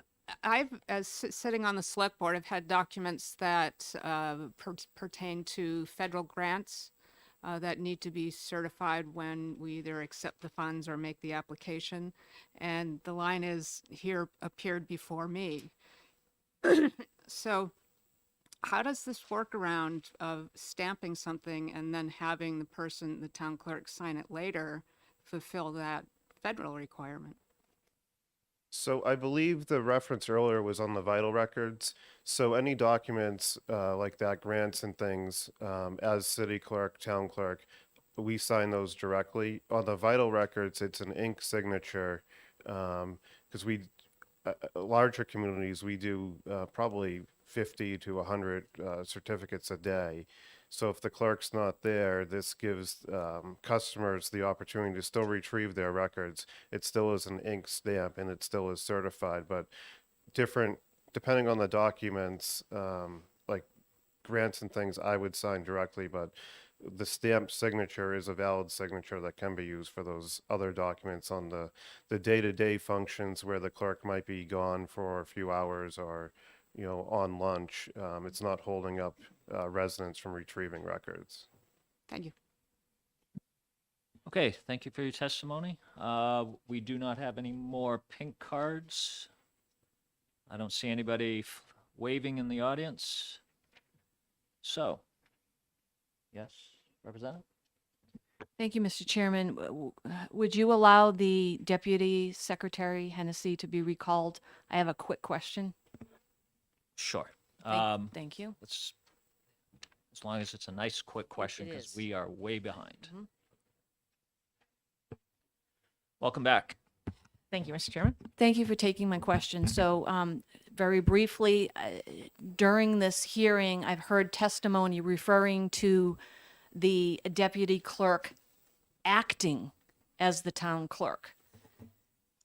Could you please clarify that? Because according to statutory language under 669:65 pertaining to vacancies of the town clerk, is my understanding that the vacancy would be filled by appointment, and therefore the deputy town clerk would in fact not be acting as the town clerk, that deputy town clerk would then become the town clerk. Could you clarify that? Thank you for the question, Representative. My reading of 66965 is the same as yours in that the deputy would assume the responsibilities of the clerk. And my apologies, the word workaround was referenced before associated with the Secretary of State's office.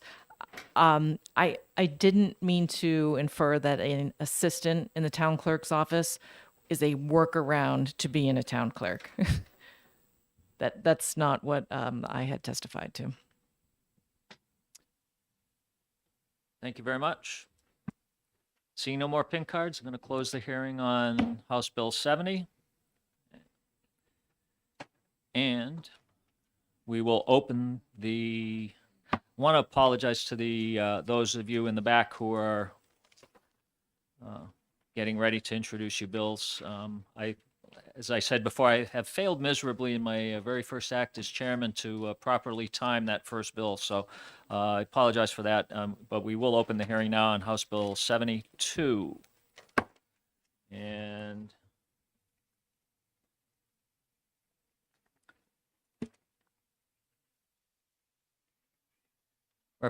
Representative Harvey, have you filled out a pink card, Representative? You do? Yep. Okay, just make sure we get it afterwards. Thank you.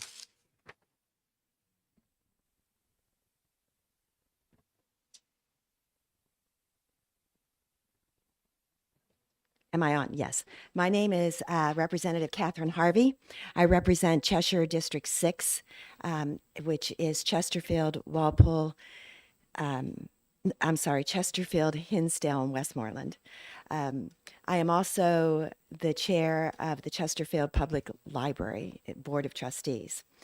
I have submitted this bill. It's very simple. It just changes the word "and" to the word "or," so that RSA 202A15 would read, "The librarian shall have education of sufficient breadth and depth to give leadership to the use of books and related materials. The librarian shall be appointed by the Board of Library Trustees for a term of office agreed to at the time of employment and until a successor is appointed and qualified." I am asking to change that to "or until a successor is appointed and qualified." I'm doing that on behalf of my Library Board of Trustees because I live in a very, very small community. Spofford is tiny, and it is virtually impossible for us to comply with the present RSA.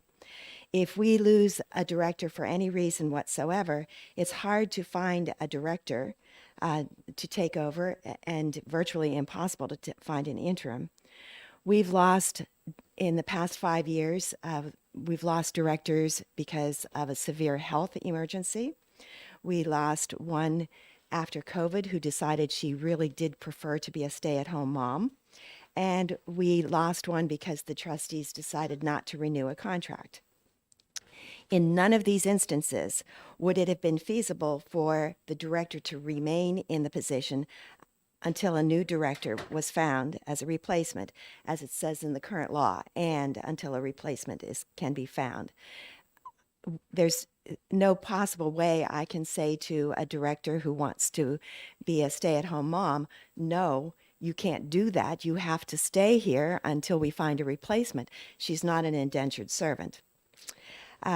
Nor in our small community could we always find an interim. In one instance, we were able to do so. In a second instance, we offered the position to a possible interim, and the salary that she demanded was so high that we just couldn't afford to pay that. Our other staff employees, as many organizations are trying to do, we're trying to hire young, new people, give them a chance. And so our other staff employees are first-year employees, and they really do not possess at this point in their careers an education of sufficient and of breadth and depth to serve as a director, even as an interim. We were able to find a new director very quickly this last time, in less than 2 months. and the Board of Trustees is very happy with our choice. In the meantime, we have a bylaw and a personnel policy that says the day-to-day liaison between the monthly board meetings can be the chair of the Board of Trustees. But we have always given our directors contracts. We've always decided at the time of employment what their term of office is going to be. We just can't always comply with if they choose to leave and until a successor can be found. So I'm asking you to please give small towns like myself the flexibility of or until a successor is found, so that we can comply with RSAs. That's certainly our intent all along. And if you have any questions, I'll be glad to answer them. Thank you for the testimony. Representative Manshipudi. Thank you, Mr. Chair. My quick question to you is the role of a librarian, public librarian. Has it changed significantly, not just working with books and, libraries, public libraries have become a community center per se. So has that anything to do with being able to hire, replace, and have a tenure? You are, thank you for the question, and you are absolutely correct. The role of libraries has changed significantly, rightly so. And so our library, I can't speak for others in the state, but our library has always tried to find someone who has a current MLS degree, someone that is up to date with the practices and the protocols of operating a library. Perhaps maybe that's one of the reasons why it is difficult for our library and others too, to find that person that has sufficient breadth and knowledge to be a librarian. I would not recommend lowering your library standards and hiring somebody that wasn't as qualified as your community needed just to comply with the law.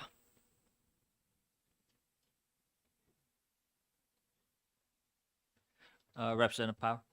Thank you, Mr. Chairman, and thank you for taking my question.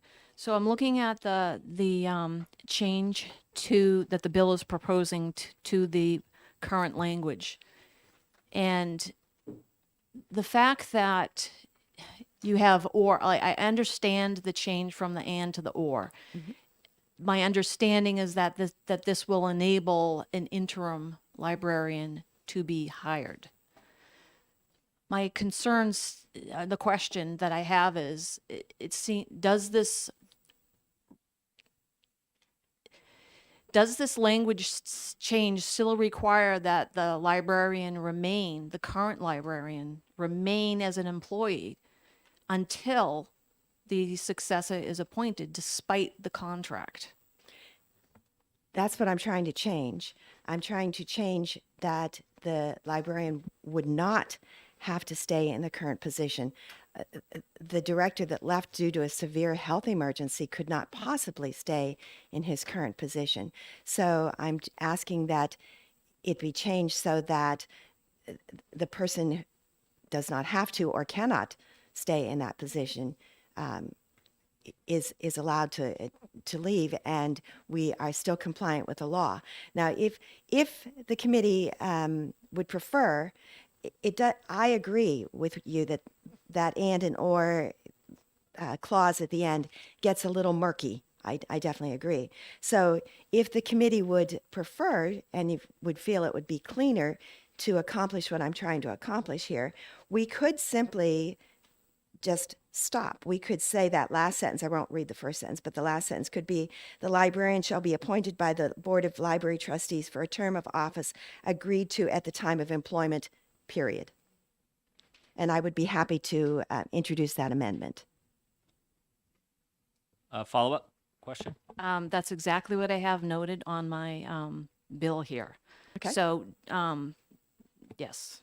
I would, Please look into doing that. right, I would be happy to do that. I can go to up to OLS this afternoon and take care of that and bring you in an amendment today. Representative Davis, still have a question?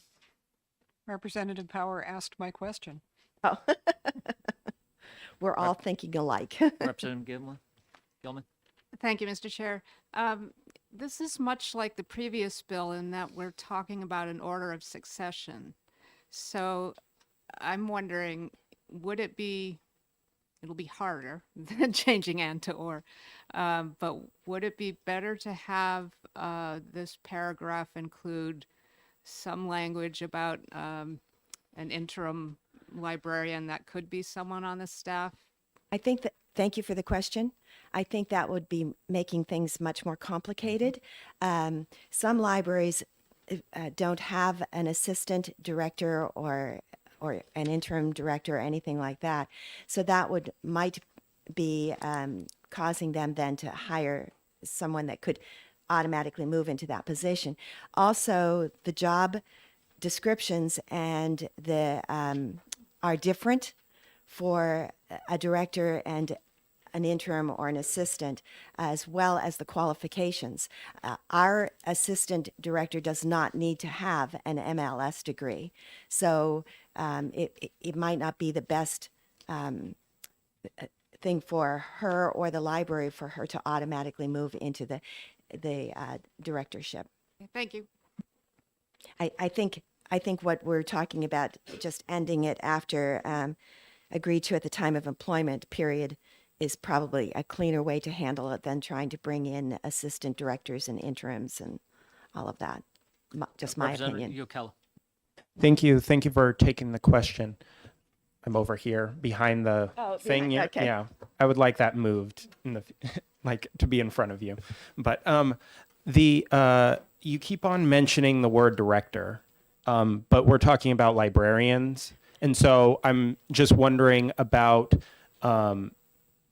if this is really an issue of directorship, or if this is an issue of you have to have a librarian, you can only have one, and therefore this person is, leaving the job, and therefore you're not able to hire another librarian. No. So I don't understand where the issue kind of is lying. Can you clarify that? I can. Thank you. Thank you for the question. So this, when it's talking about the librarian in the statute, it is talking about the librarian director. Okay. The libraries have library directors, they have assistant directors, they have youth librarians, and then they have just librarians that handle the circulation desk. This statute is talking about the library director, because the library director is the only person that the Board of Trustees has the authority to hire. All other employees of the library are hired by the library director. Thank you. Seeing no more questions, thank you, Representative Harvey. Please do fill out a Pink's I will, card for and us. I will get that amendment to you today. Thank you. We have one pink card, Marcia McLaughlin.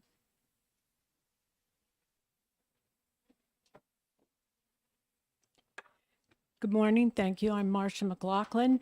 I am the president of the New Hampshire Library Trustees Association, and I am here in opposition to the bill as it is currently presented.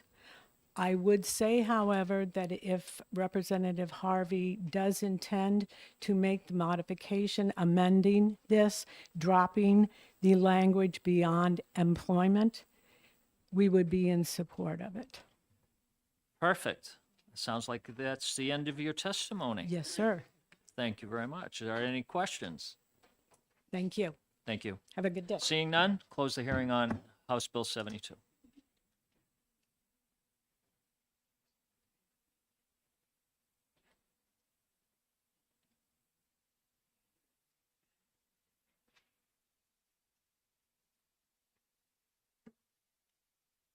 Moving right along, we will now open the hearing on House Bill 1 148.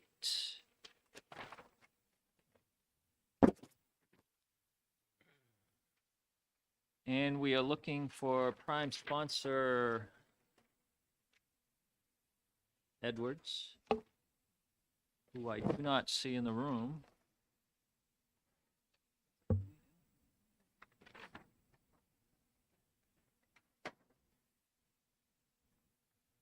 John?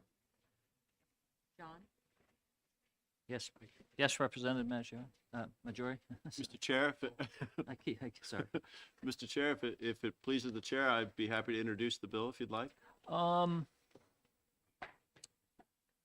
What we're going to do is we're going to move past this one for right now, and I'll actually make a decision on that afterwards. Let's continue.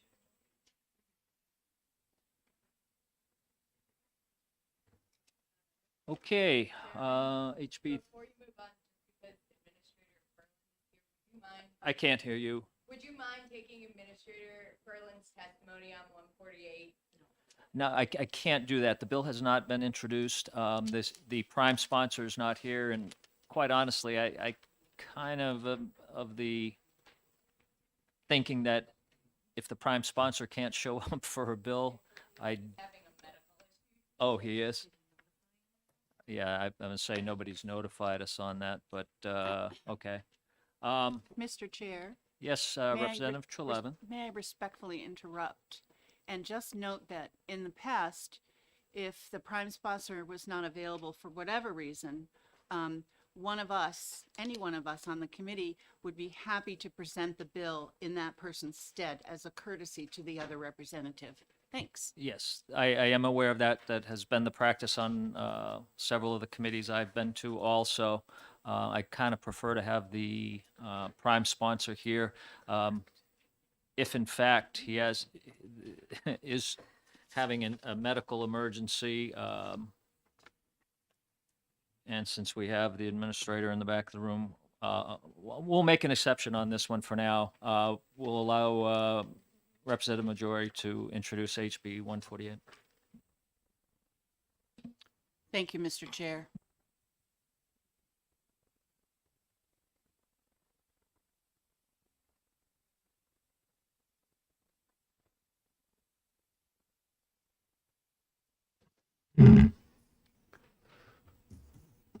Thank you, Mr. Chair. And for the record, Representative Jim Majori, representing Rockingham District 23, Northampton, and I am here in the stead of Representative Edwards to introduce House Bill 148, an act to raise the minimum value of county purchases of equipment or materials which are subject to competitive bidding. And there ends my testimony. Fantastic. I like that. Very good. Thank you for your testimony.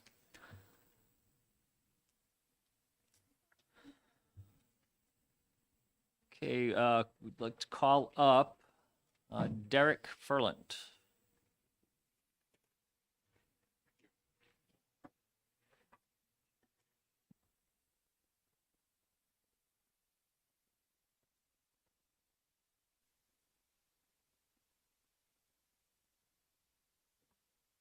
Probably hear me now. Okay, thank you. My name is Derek Ferland. I'm the county manager for Sullivan County, testifying in support of this bill. Unexpectedly, someone from the bullpen, because this bill, although I was not aware it was submitted until I was preparing for the other bills that I'll be testifying later today, certainly in favor of it, because in theory, it's simply updating a threshold that appears to last have been updated either in 1998 or 1979. So I think it's just a simple matter of keeping up with the times and adjusting for inflation. And I think going from 5,000 to 10,000 is not an unreasonable increase to the limit. And in fact, it's in line with thresholds currently in practice at governor and council for contracts that they approve. So I think it's a common sense adjustment given the times, and hope you agree.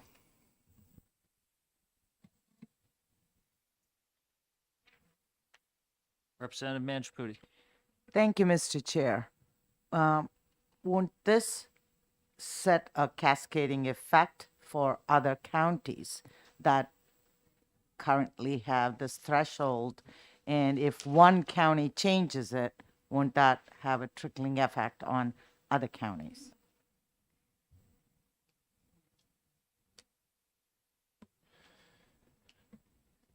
My understanding is the changes to RSA 28.8, and so it repeals 28.8-F, which is the specific Rockingham County. So yes, 28.8 does apply to all 10 counties.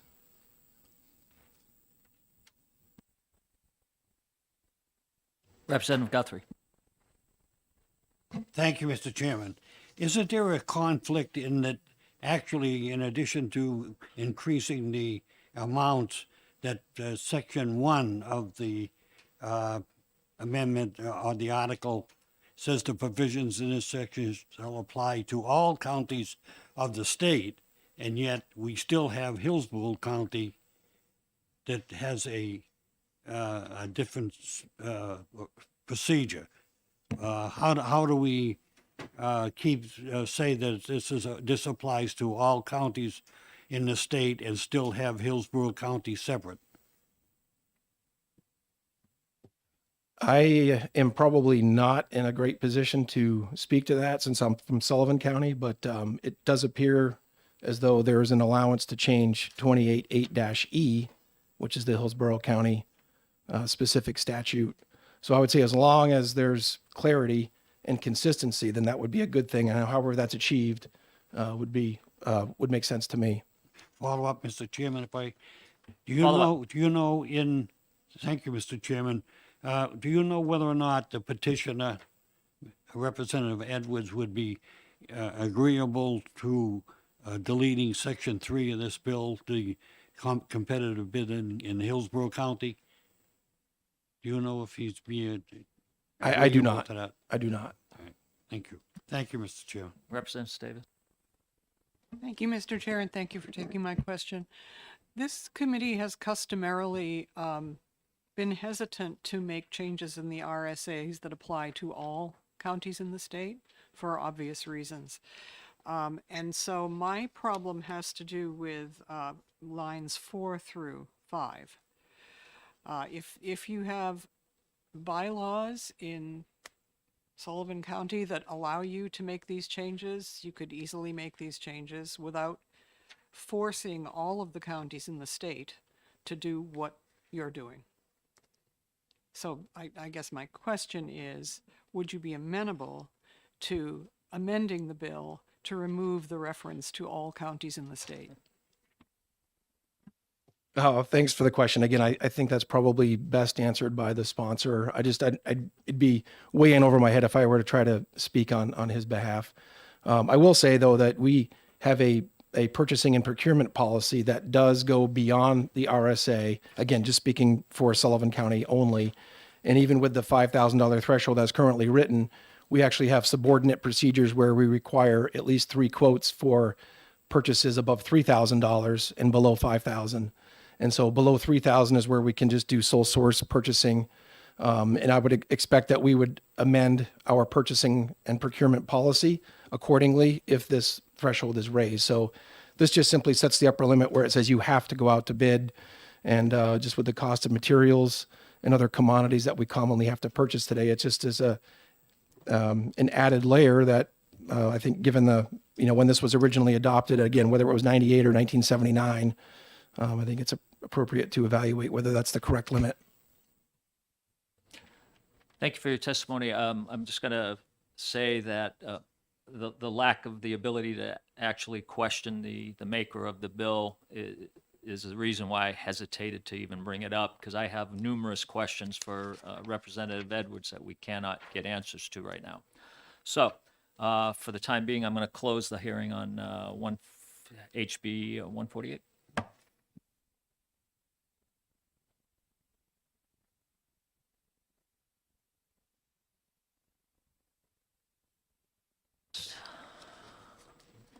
Okay, we will open the hearing on House Bill 36 relative to fees of sheriffs and deputy sheriffs.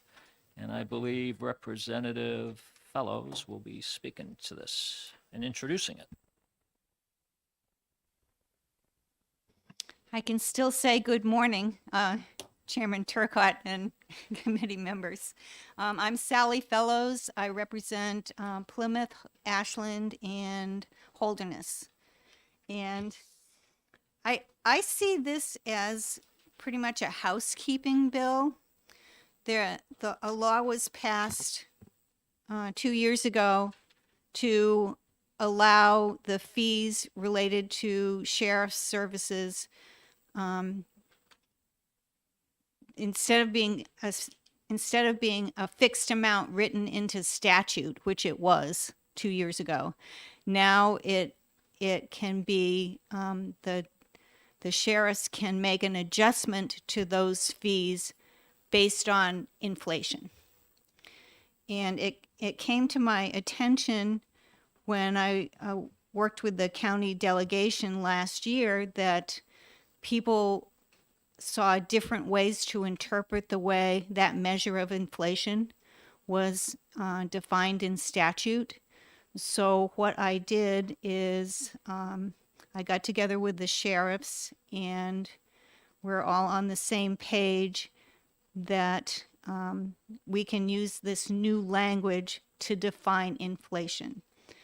So the inflation rate will be the change in the annual inflation rate from 1 year to the next.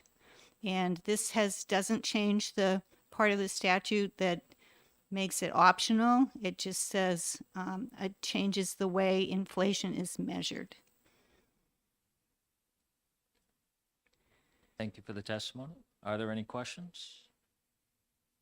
Representative Power? Thank you, Mr. Chairman, and thank you, Representative, for taking my question. So my question is with regards to the reference to the CPI for all urban consumers, specifically the Northeast region. And I did go to the website and looked at the different charts and information there. My question is why is the Northeast region selected, and is there a metric specific or an average specifically for the state of New Hampshire? So I'll share these graphs with you.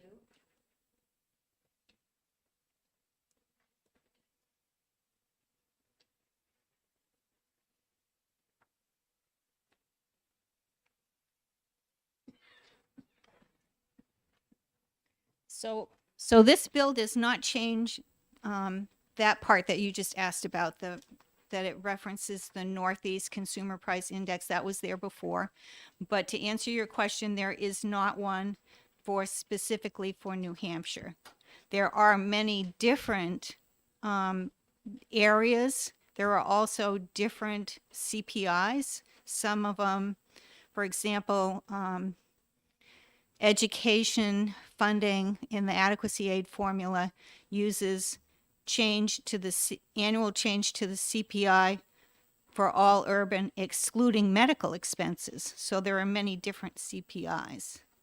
And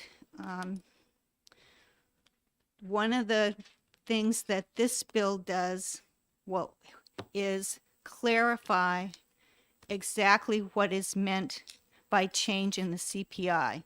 So it's specifically, with the amendment, it specifically refers to the annual. And you can see on this chart, this is just, I put a note at the bottom, but this chart is exactly what you get when you go to the internet and look it up if you're actually getting the CPI that's referenced in statute. And some people, one of the common confusions is the difference between the annual CPI change and a 12-month CPI change. Annual is based on what the CPI was for all 12 months of the year. And sometimes you hear on the news they'll refer to a 12-month change in the CPI, and that is just looking at 2 data points. For example, it would look at the CPI number in July of one year and July of the next. And using the annual is better because things can be volatile from 1 month to the next. As you saw during the last year, the price of gas, went up and then it came down again. So that's one of the components of the CPI. So it's better to use annual. It smooths it out so you don't get peaks. And if, it's actually technically possible that you could actually have a negative.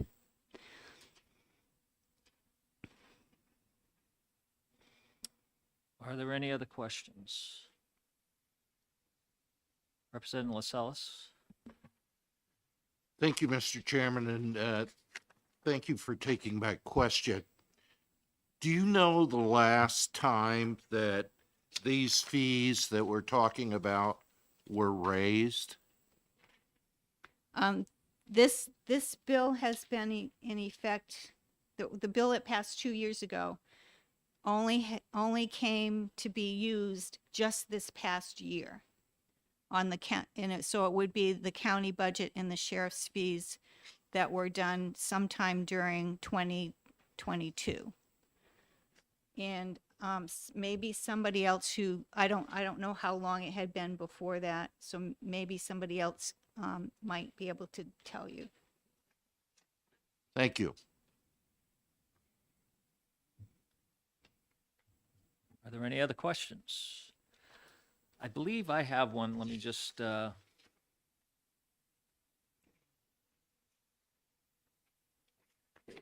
a single sentence, could you state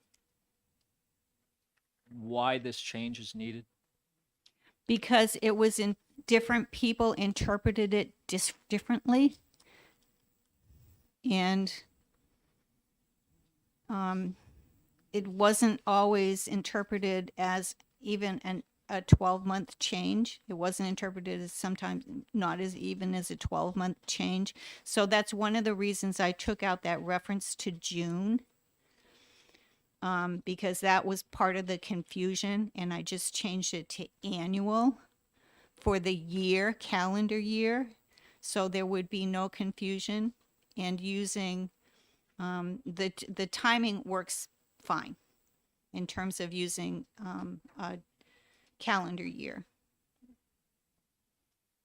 Okay, thank you very much. Any other questions? Representative Anchapudi? Thank you, Mr. Chair. So this clarifies because the budget cycle is June. I said this clarifies because the county budget runs from June, end of June to, beginning of July. My understanding is that the counties are not the same. Some run on a calendar year, some run on a July to June. So using this annual one, I think will work pretty well, because from what I could see when I looked on the internet, the ones who use a calendar year actually don't seem to be voting on their budget until March, kind of like some towns do. So I think the timing will work well. Okay, thank you. Further questions? Seeing none, thank you for your testimony. You're welcome. Okay, we gotta do this one. Okay, next, Representative Schuett.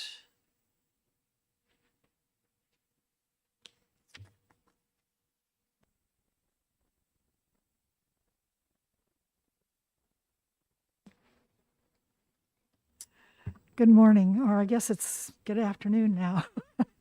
My name is Diane Schuett.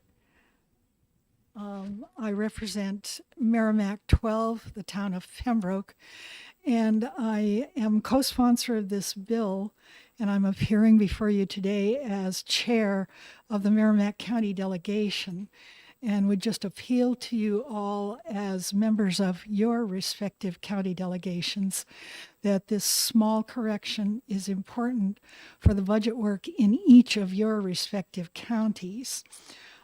There are a few sheriffs appearing before you also who can describe the effects of this, a little change on their specific departments. And I hope that you will all support passage of this. I would say to Representative Lascelles that the last increase was 2010. Thank you.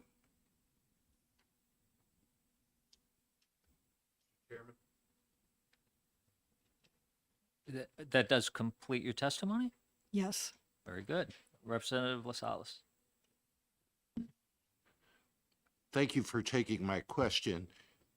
The nature of my question with respect to the last time those fees were set, in effect, applying an inflation factor to the base, which was set in 2010, will it not have the effect of perpetuating a lower fee? Because even though now we would have an inflation factor that keeps up with current inflation, the difference between 2010 and today's prices will not be affected because we're basing it on 2010. Does that make sense to you? Not exactly, and I will admit that Representative Fellows is the math person Okay. who perfected this idea. And again, I think the sheriffs behind me, who each represent a different county, can tell you the effect that it will have on their specific budgets. Thank you. Representative Yokella. Thank you, and thank you for taking the question. Hi. As the chair of your delegation, when is the first time that you're seeing that you would be proposed a number? And is your delegation on the fiscal or the calendar year? We're on the June cycle. So fiscal, yeah. Sheriff Croft, my particular sheriff, is here and can probably give you some details on that. We've just started. We just formed our budget subcommittees Tuesday of this week. So we're just beginning our budget work for Merrimack County. And we hope to have a full budget proposal available to most of our towns before town meeting week in March.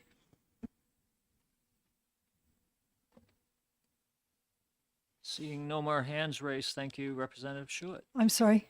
I said I see no more hands raised. Thank you, Representative Schuett. Thank you very much.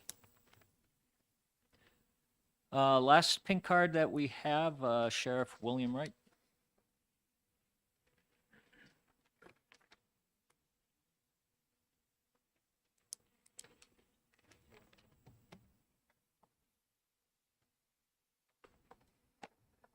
Good morning. Chairman Turcott and members of the committee, I appreciate you hearing me today. My name is Bill Wright. I'm the sheriff of Belknap County. I'm currently in my second term. I have over 24 years of law enforcement service here in the state of New Hampshire. And I'm here to testify in support of House Bill 36 on behalf of the New Hampshire Sheriff's Association. I'll have Sheriff Stiegler introduce himself and then we can go forward with testimony, okay? Good morning, Mr. Chair and representatives. Thank you for having us here today. My name is Jeff Stiegler. I'm the elected sheriff. Just started my third term in Grafton County. I'm the vice president of the New Hampshire Sheriff's Association. On behalf of our president, Dominic Riccardi from Carroll County, he had an unexpected issue come up this morning, and we're obviously here in his place. And I'll let Sheriff Wright, who has provided some written testimony, lead off, but I might have a little bit more historical knowledge to this matter as we go forward. Back this past summer, Representative Fellows had approached the Sheriff's Association to discuss the matter with what we're here to discuss today with the CPI. And the sheriffs had discussed how we bill out, how the law read, and we were in agreement that there should be some adjustments as a house cleaning process. 2010 was the last time that the fees were increased that we're aware of, and last year we had attempted to fix some of that, but of course when that was through Senate Bill 77, we found that there was a house cleaning section that needed to be fixed, and that's why we're here today. We do not, I'm a believer that with the services that we provide when it comes to civil process, we're not collecting exactly what is necessarily being spent out to do the services. So this will just help offset the costs that are associated with doing the job. As we know, gas prices went up. Printing on paper went up. Paper went up. All that stuff. So we're just trying to capture a little more revenue on that end in order for us to provide a better service for our community. Thank you for your testimony. Any questions? Seeing none, I actually have a couple for you guys. I'm noting in the language, Representative Schuett mentioned that the last increase was in 2020 or something. Am I understanding the language correctly? It says that the fees may be increased annually, and it has to be approved by the vote of the county convention. So even if, I'm not saying that this is what we should do, I'm just saying that even if this is approved, it still puts the ultimate authority for raising fees in the hands of the county convention, because the word is may and says by a vote of the county convention. So I'm understanding that correctly? You are, sir. Every county sheriff would work with their commission and county administrator to prepare correspondence for the delegation. This is what I did last year, and I want to put for the record, I'm very thankful that Representative Fellows caught this, given her background in this area of finance, and pointed this out and kind of came to us to, because this piece was not known to us in the bill about the 1% increase for the month of June. We just saw that in the end, that this is great. They're raising the fees. We didn't want to go too far. We didn't want to go too little. And all of a sudden, the bill came back with that amendment on it that brought up this 1%. But perhaps there wasn't enough discussion and study with respect to that.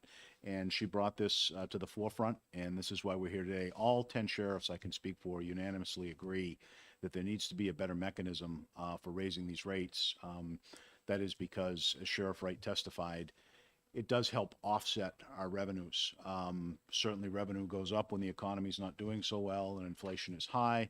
Revenues go down when things are more streamlined. But a big piece that I think also needs to be here for the record is, obviously we want to make sure our employees are being paid fairly, competitively, and their benefits are in the same boat, so we're not losing them. And of course, those things are voted on by the county delegation at the end of the budget cycle. And these things have a significant cost factor to them that none of us as managers like to see, but we know that it's there's a purpose for it, and it's a good thing. So we certainly don't bill out the way, no offense to anybody that's a member of the New Hampshire Bar, but a lawyer's office is going to bill you for all of those billable hours that they do, and we just simply have a fee structure to help offset these costs that are otherwise inherited by those of all of us, the taxpayers. Thank you. Totally understood. Follow-up, Representative Manjapudi. Thank you, Mr. Chair. Sitting on our county executive board, I understand. So this is going to help annual adjustment of the fee that will reflect what the fee or the CPI was based on the annual changes, correct? You are absolutely correct. It is the only mechanism I've yet to hear of that might be more conducive, if you will, to, rather than just coming to the legislature every year to say, could you raise that another $5, another $5, another $5? And we had waited 12 years before this last bill went through. This might very well be the way to stabilize this, if you will, put more of a tourniquet on it. So we're certainly hopeful that your committee will stamp this as ought to pass, and thank you. Mr. Chair? Thank you. Quick follow-up? Quick follow-up, go ahead. Yeah. So will this, in your mind, or this will still keep the local control of the counties to be able to adjust as they need it? Yes, you're correct. The county delegation reserves the right to either reject or accept the request that I send it to my three commissioners, and obviously I want their support as lobbyists for the sheriff's budget, if you will, to represent their good character as well as mine. I hope that the delegation would be unanimous is obviously the ultimate goal. And that I think is the objective for all of the other 9 sheriffs in the county. But you folks, in your county duties that you do, will be the ones deciding on this if it's a year where it should be raised or perhaps shouldn't be raised. And I also believe that this will be more reflective of actually what's going on in the economy at that given time, rather than just coming in with a 1% that doesn't cover costs, or maybe it over covers costs. So this gives that ability to actually take that totality of it and say, this is, this year maybe we go up 5%, next year we go down 5%. We don't know, but at least we have a better picture of how it's working. Thank you. Representative Yokela?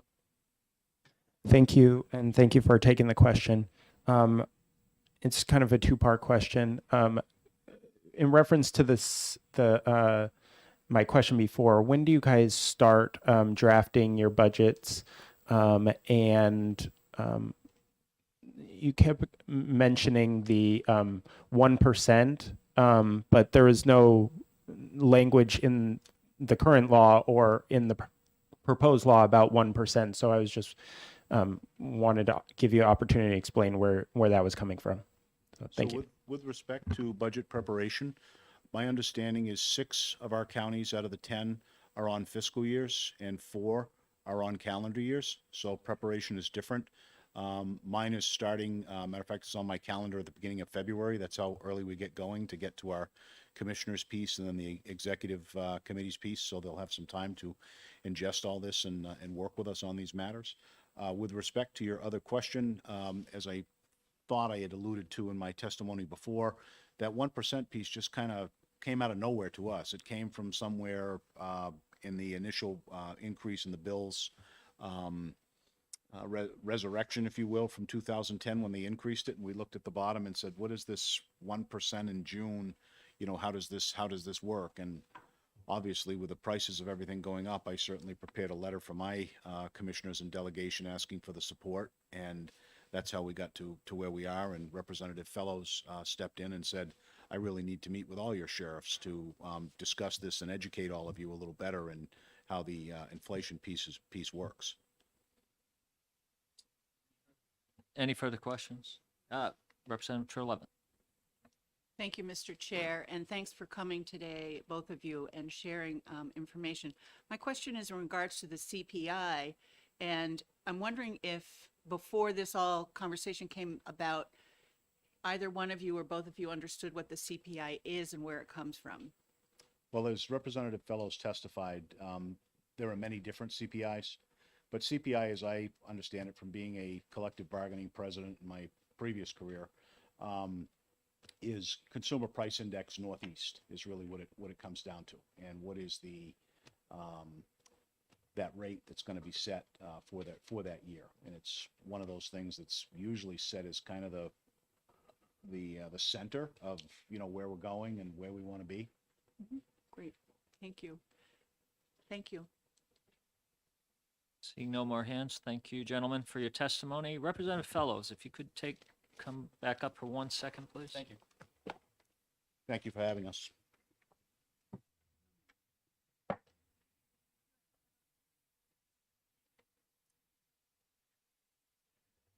Thank you. Representative Power brought it up in her questions regarding the Consumer Price Index and the website that she went to, as well as I did. And as she mentioned, there's many different things. So here, you won't need that, I don't think. My only point was on your chart that you gave out, it says CPI for all urban consumers, and then it says down below series, all items Northeast urban. When I looked at the website, I kind of jotted down that I think on line 6, it would be helpful if it said Consumer Price Index, all items for the urban consumers, because it is, there are, if you just say Consumer Price Index, that can be interpreted a lot of ways. And where your chart your chart does basically what I believe you should do to make this the best bill it can. So by simply adding the words all items behind the words consumer price index, I think that might be a nice improvement. Um, I understand what you're saying. What the reason that I use those words are those are match the words that are on here, which are the words that the labor statistics uses. And what I will point to again, it says, if you go down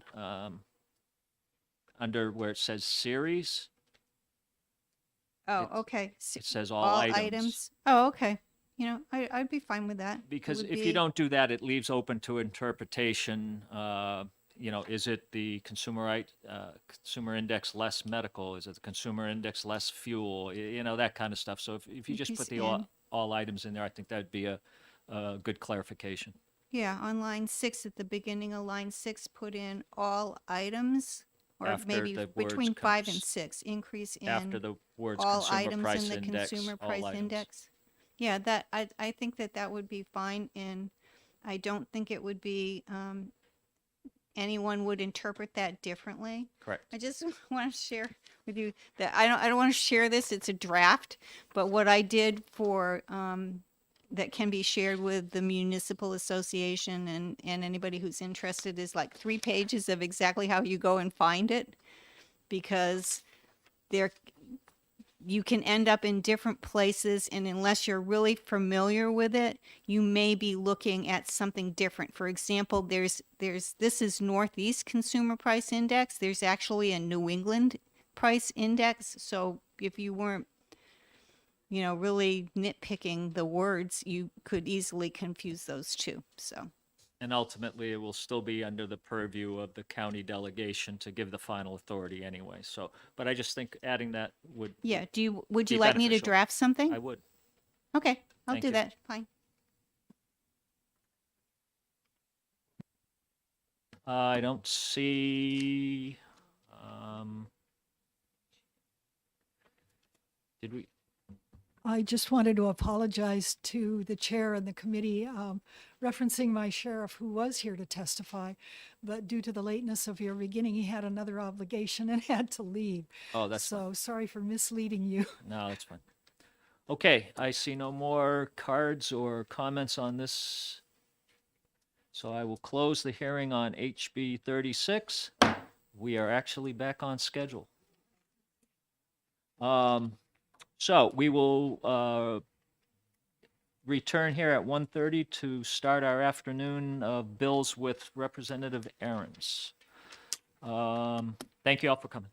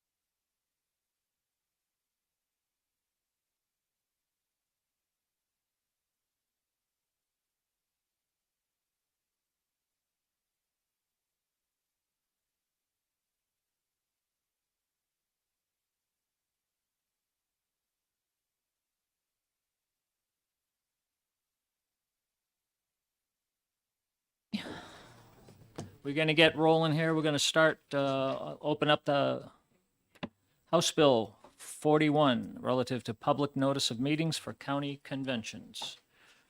Representative Aaron, you have the floor this afternoon.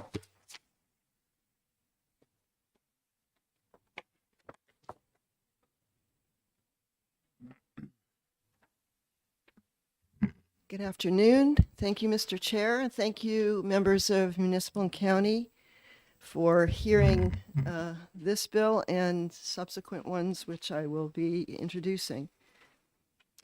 So I'm bringing to you today House Bill 41.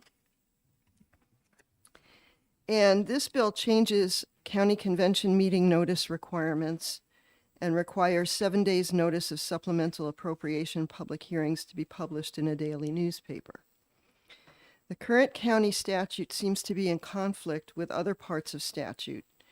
And the point of this legislation is to fix that and do some cleaning up in statutes so that things match. For our county convention a few months ago, in deciding about bonding, there was much confusion about how to notice the meeting properly because of the conflicting statutes. The bond attorney told us not to go by the 91A requirements. And Sullivan County Manager Derek Furland, behind me here, will explain further some of the confusion that was met with that. I know other counties have also had similar concerns with what part of statute they needed to follow with regard to noticing meetings. So the first part of this bill, repealing RSA 24:9-D, that's because it's in direct contradiction to RSA 91-A:2. The county convention, quote unquote, is the name for the legislative body of a county. And according to 91A:1-A V1 section D, the quote legislative body of a county is included in the definition of a public body and should therefore follow the guidance in RSA 91A unless specific instances require special meeting notice procedures. Examples of these specific instances include public hearings for county bonds as per RSA 33:10, as well as supplemental appropriations as per RSA 24:14-A, if the suggestion above is implemented. Furthermore, the rationale for only noticing meetings for 2 days if the general court is in session isn't really clear as to why that would make a difference and appears to be outdated. Therefore, the recommendation would be to make this change in the language. And the second part, changing the language in 24:14A. This clarifies the noticing requirements for public hearings associated with supplemental appropriations, and the verbiage matches the public hearing language in RSA 33:10 for county bonds. So it's pretty much trying to, what we want to do is match up the noticing requirements, 7 days versus 24 hours. And that's what this is. Thank you. Thank you for the testimony. Do you have any written testimony that you'll be submitting, or? I just have, what I read to you right now. I'd be happy to hand that in. I can do that electronically if that helps you better. And I'll do that when I get home. If you could, that'd be great. Sure. Okay. Any questions? Representative Manjapudi? Thank you, Mr. Chair. In some communities, there, you talk about the newspaper circulation. Some communities have no newspaper that's on a daily basis. Mhm. So what we get is 7-day-old or, so how do you reconcile the fact that not every community has a daily newspaper to advertise? Well, as far as I understand,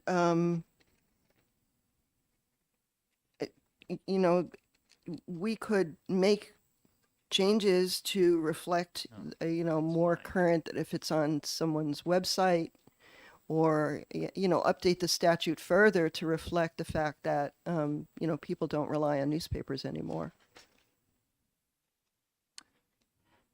Representative Davis. Thank you, Mr. Chair, and thank you, Representative, for taking my question. In 2018, this committee, in fact, passed a bill that dealt with that specific issue. And I'm wondering if you might want to take a look at it and consider adding some of the language in it. It is New Hampshire RSA 675:7, and it's under the requirements for public hearing. And it mentions daily newspapers, but it also mentions websites, where the information needs to be posted on a website and for how long.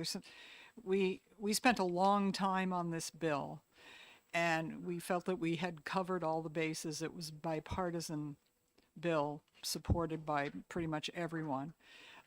So I offer that as a question, as if you might want to take a look at that and consider using some of that language to Thank you very much. address What that. was the RSA number again? It's 675:1. Okay, thank you. I will take a look at that. Thank you.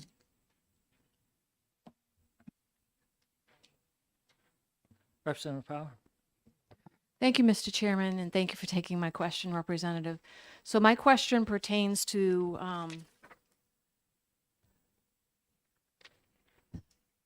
the first part, the first section of this bill, line 1. My marked up copy does not have line numbers, so I apologize. So specifically, it's with regard to the repealing that section, and so 24:9-D pertains to the notice of the meeting of the convention or the delegation. So why is that being repealed? It's not being repealed entirely, it's being replaced. Repealed and reenacted. So 24:9-D would read notice, period, unless otherwise specified, meetings shall be noticed in accordance with RSA 91:A-A:2. So it's that whole section is not being totally struck. A follow-up, go ahead. Yep. Thank you, Mr. Chair. I wasn't able to get my whole question out. I'm sorry. So I understand that. And could you please explain the necessity to repeal and replace, thereby following RSA 91-A:2? What is insufficient with regard to the provision under the section of our New Hampshire statutes, Title II, counties, regarding the notice of county delegations? What is insufficient with that section that has to be repealed and reenacted in a pointer pointing towards 91A? Thank you. Because we're matching up, we're taking out the 7-day notice and matching it with what 91A recommends, as specified, that because the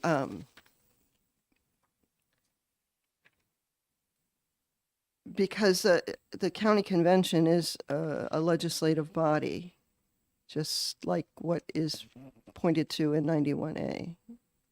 So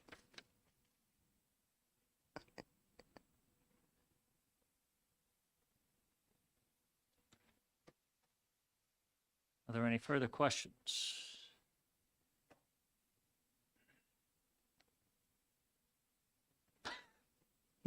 Seeing no more. Thank you. Thank you, Representative Aaron. We will see you in a few minutes. Yep. Next, we have Derek Furland. Two of these. Oops.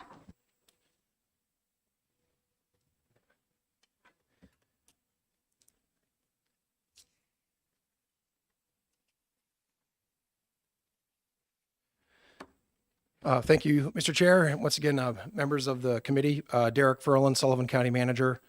testifying here in support of House Bill 41. Don't have much to add from Representative Aaron's thorough introduction of the bill, just to simply reiterate that this is purely a matter of consistency with the various references to the required notice for delegation meetings. So what this does is when it's matters of public hearing related to appropriations, whether it's a supplemental appropriation in 2414 or a bond hearing in accordance with RSA 3310, that it's just consistent that there's a 7-day notice for those actions, whereas a quote unquote standard delegation meeting would simply comply with 91A. So it's just a little bit cleaner, I think, and more consistent. I would also point out that in the supplemental appropriation section, which is 2414-A, prior to this suggested change, there was no reference to a required noticing period. So again, just consistency across the board, that when it's a public hearing relative to appropriations, now it's 7 days across the board. Otherwise, it would just be 24 hours in accordance with 91A.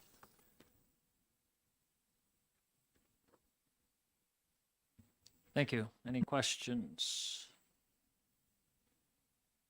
Seeing none, thank you.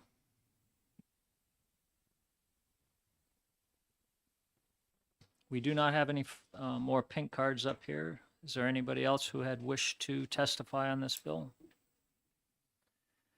Okay, seeing none, we'll close the hearing on HB 41. HB 43 will be up in just a few moments.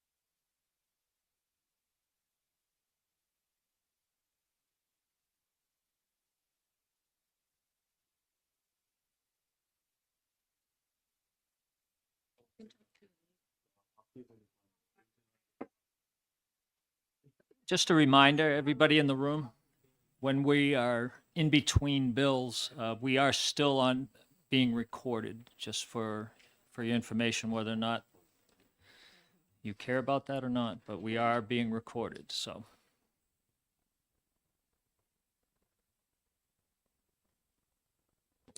Okay, it is 1:45. Open up the hearing on HB 43 relative to county commissioners' custody and care of all property. Representative Aaron's, you're up.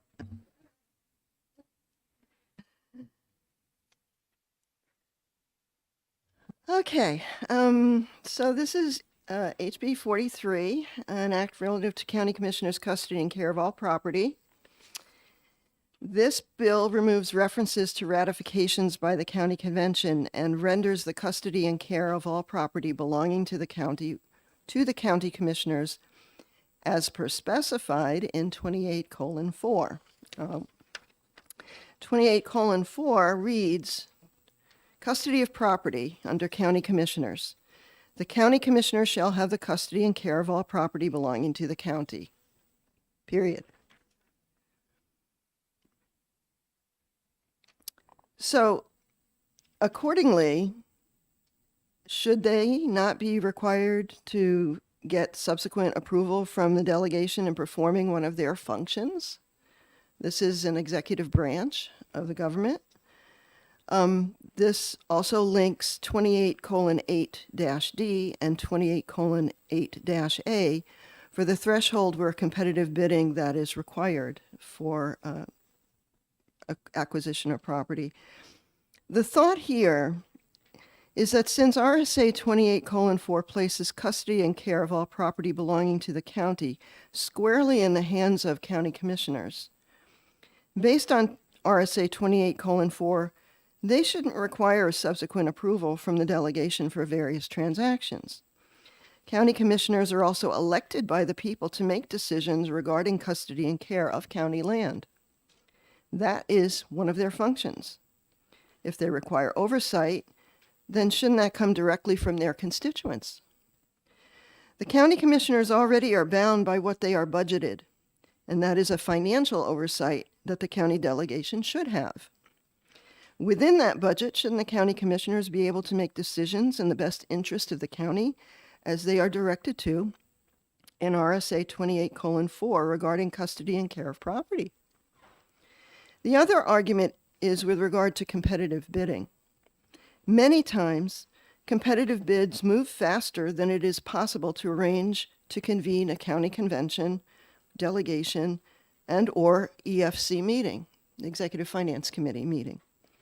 Many good deals benefiting the taxpayer might be lost or have been lost if the ratification cannot be obtained in a timely manner. And that's been a problem, I guess, for some of the counties. So that's all I want to say basically on this particular bill. I would defer any other comments regarding the bill to County Manager Derek Ferland from Sullivan County behind me. Thank you, Representative Aaron. Am I understanding that you would prefer not to take questions? And they be I deferred? would be happy to Okay, all field questions, right. sure. Just making sure. Representative Savis. Thank you, Mr. Chair, and thank you again for taking my question. So I just want to ask a question about the kind of the whole panoply of Sullivan County bills that are coming before us. And I just wanted to ask if Sullivan County has bylaws that govern its operations. I don't know that they do. I know they have their own set of rules which they operate. More and more counties in New Hampshire are adopting bylaws that empower the commissioners and the delegation to conduct the daily business of county government without having to come before the legislature and do this tedious thing of slightly amending a bill here and a bill there. And I wondered if that might be down the road a solution to some of the issues that are facing you. Because traditionally in this committee, we are reluctant to rule on matters that affect one county or a problem that one county is having, but is not being experienced by other counties. And by changing the overall statute, that change is going to perhaps cause downstream problems for other counties.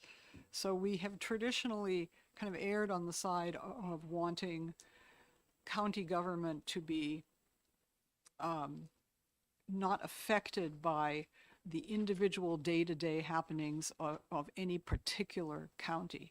And so that's why I'm just recommending thinking about adopting bylaws that would allow you to do all of these things that you need to do. Understood. Thank you. Thank you. Are there any questions for Representative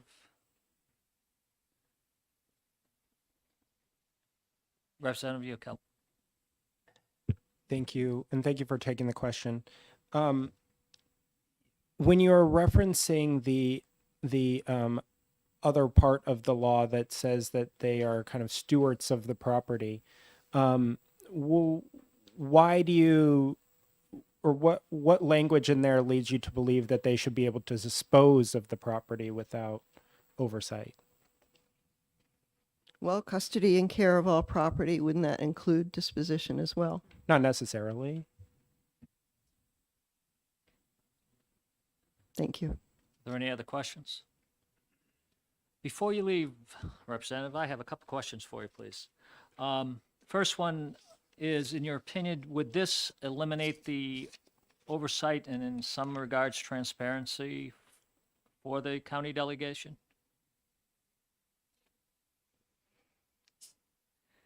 I don't think so. The county delegation would still know what is going on or what the plans are, I would imagine. I don't know that this would, remove any kind of transparency. Okay, thank you.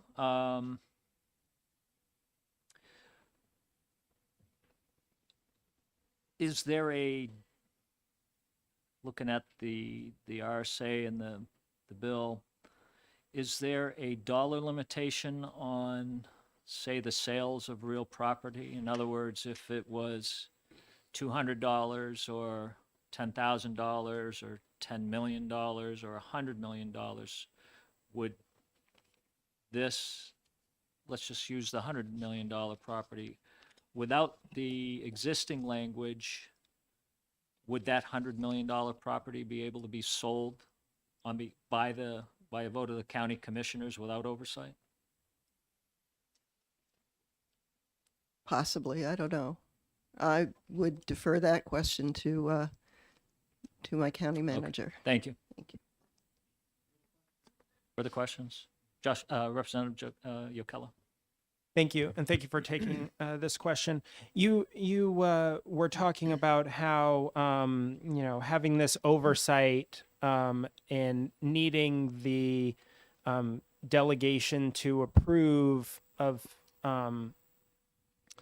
the sale of this information would not be timely because of the notice requirements and stuff like that. But in the previous bill, you seek to change the 7-day requirement to 24 hours. And so do you believe that 24 hours is not enough time frame for the oversight to occur?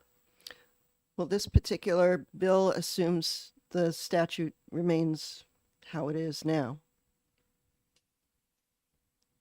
I mean, in terms of noticing requirements, the bill is by itself. Thank you. Are there any further questions? Representative Mangiapudi. Thank you, Mr. Chair, and thank you for taking my question. Counties typically have a lot of buildings and property. That's their asset.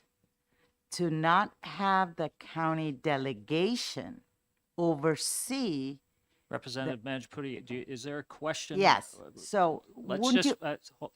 suspend for a moment. One of the issues that I want to be very clear of, I've already mentioned it once today, is in this committee, let's keep our comments to questions of inquiry as much as possible. I understand there are times where you're going to have to do a little bit of a lead-in, but let's keep it as much as we can to questions, clarifying testimony. Thank you.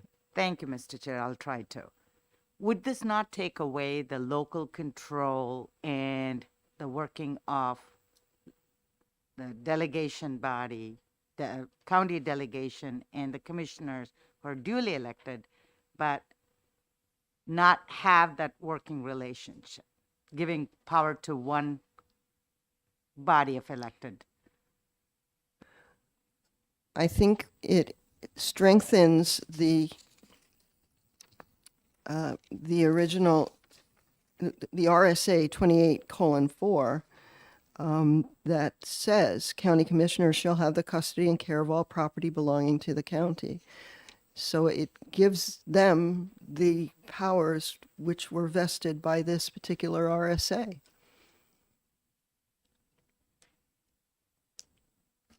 Are there any further questions? Thank you, Representative Aaron's. Thank you.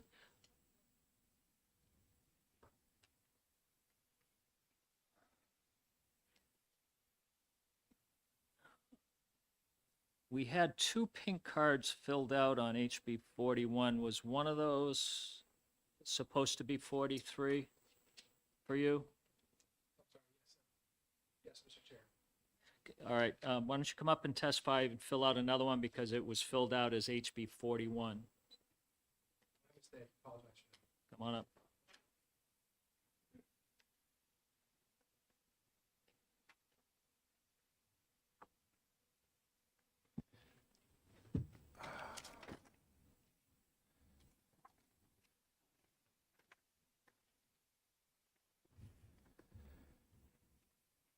Thanks again, Mr. Chair and members of the committee.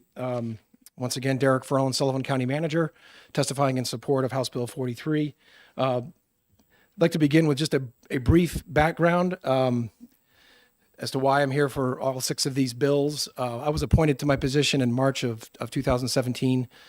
Prior to that, I was a career officer in the United States Air Force and retired as a colonel earlier in 2017. And so I say that to say, I understand regulations, they really matter. And when I got into my current job, I really have relied on the RSAs as the Bible to help me learn about my current position, current duties.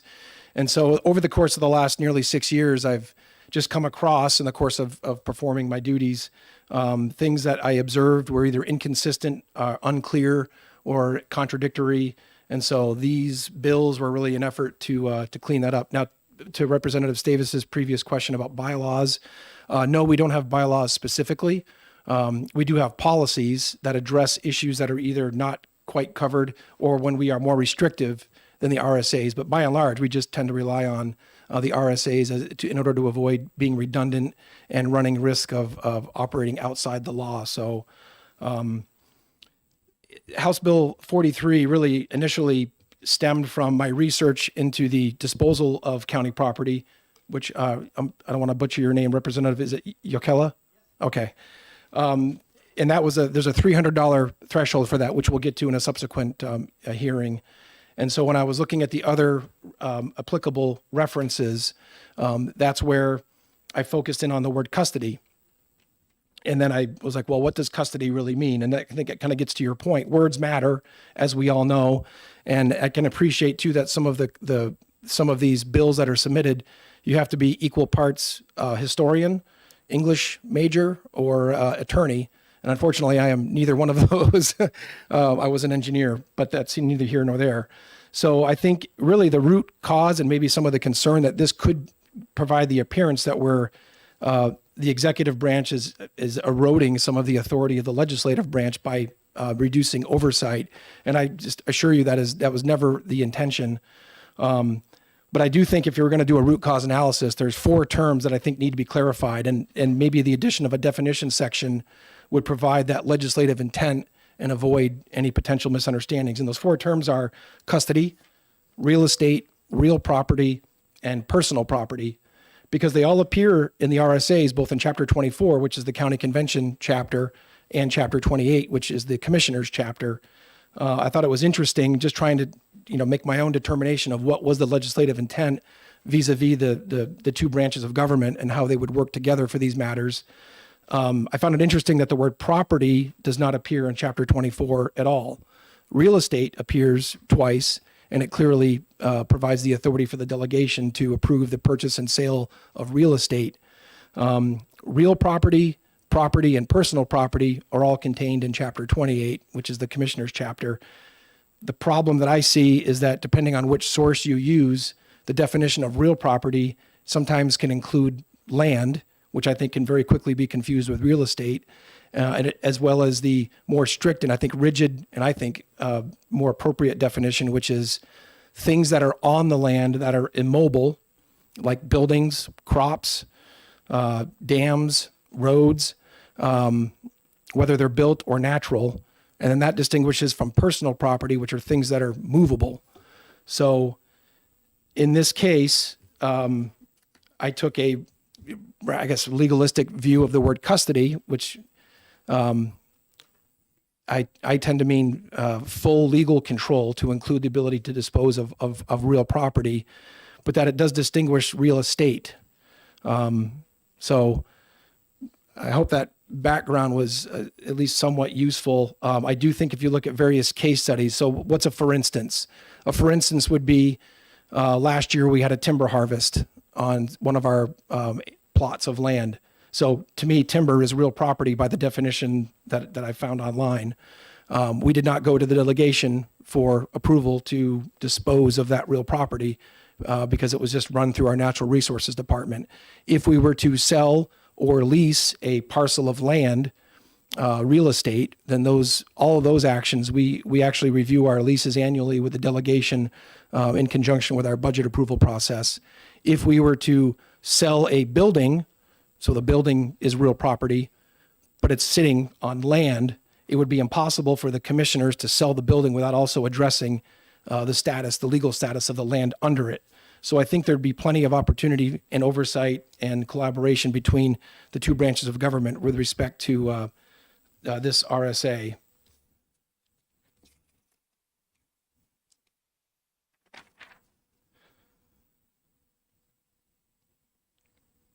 So 28.8C, which is on the competitive bidding on sales and leases of real property, again, just getting back to just making a distinction between what is considered real property versus what is real estate, and looking back at how those terms are used both in chapters 24 and 28.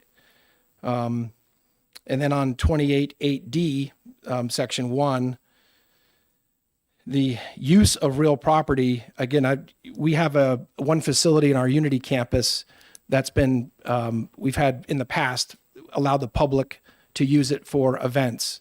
And it's just rented out at a nominal, $50 fee, which is basically the security deposit to prevent from any damages.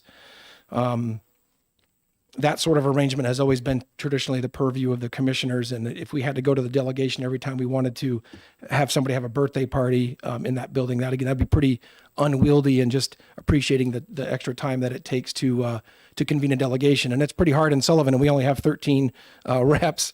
Some of the other counties, I would imagine it'd be very, very difficult indeed. So I think if there's any possible addition that might help clear up some of this confusion, it would just be simply to add a definition section and make it crystal clear what the legislative intent is, and really distinguish between real estate, real property, personal property, and then as well as the concept of what does custody truly entail. Again, because depending on the source, you can find varying degrees of definition that, there's a bit of a spectrum. It's not like there's a black and white definition for every one of these terms, but just observations that I've come across in the last 5 years. And it's, again, I can appreciate it's between the historical aspect of some of these RSAs, some of which date back to the early 1900s or even earlier, or what do the words mean? And then there's the English major that I'm not, or the attorney, how would you legally interpret these in court? And again, I don't have any experience with that either, unfortunately. Thank you. Okay, thank you for the testimony. Questions? Representative Davis. Thank you, Mr. Chair, and thank you for taking yet another question. You may have said this, the sponsor may have said this, and I apologize if I missed it, but with this bill, as with the others, is there some substantive material problem that you are attempting to fix, other than perhaps some inconsistency in the RSAs? Is there some tangible issue that Sullivan County is facing, but that by making these changes to the RSAs, it will fix that problem? In terms of a approximate cause, no. The answer is no. It's simply housekeeping. It's if we don't do it now, eventually when it does become, there might be a situation down the road, whether it's in Sullivan or the other 9 counties. It's just simply in the greater interest in the greater good to make sure that our RSAs are as clean and consistent and accurate as possible for whether it's today or sometime down the road.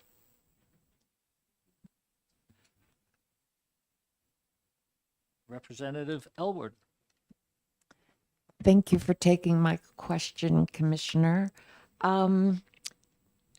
Is RSA 28:6A the definition of competitive bidding? It's statutorily defined, but I don't know if that's what's being referenced here. I'm sorry, Representative Alward, was that 28.6A? Yes, line 5. It says competitive bidding or in accordance with 28:6-A. Is that different from competitive bidding that is statutorily defined? I'm sorry, I don't have that. What's the difference between competitive bidding or in accordance with 28:6-A? You said line 5. Which was the original reference? I see 28.6A, but you started somewhere else. I'm just 28:6A, okay, is what is that? That is the authority to contract for professional real estate services. Okay. So competitive bidding is defined somewhere. I ran across it. Open competitive bidding, for example. So if you have a sale or a lease of real property and you've accepted bids, I don't see where there's a urgency regarding time to bring that to the commissioner delegation for ratification.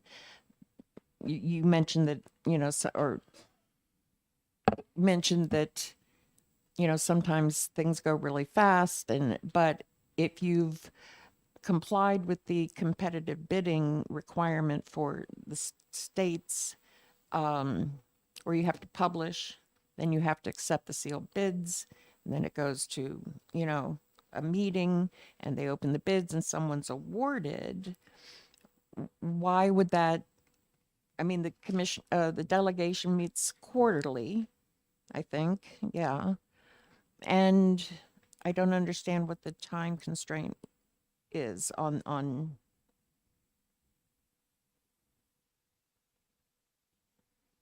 that would make it necessarily to take the power out of the delegation's hands and put it strictly with the commissioners.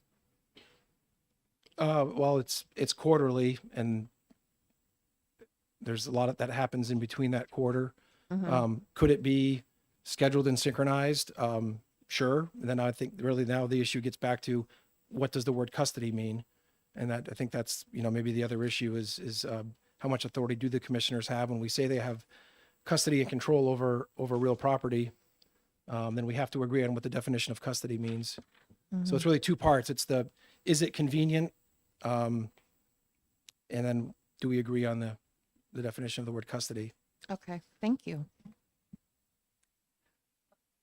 Just Representative Guthrie, one second. Just a reminder, Representative Elward, in the future, after you ask a question and it's been answered, just request a follow-up question rather than having a back and forth discussion.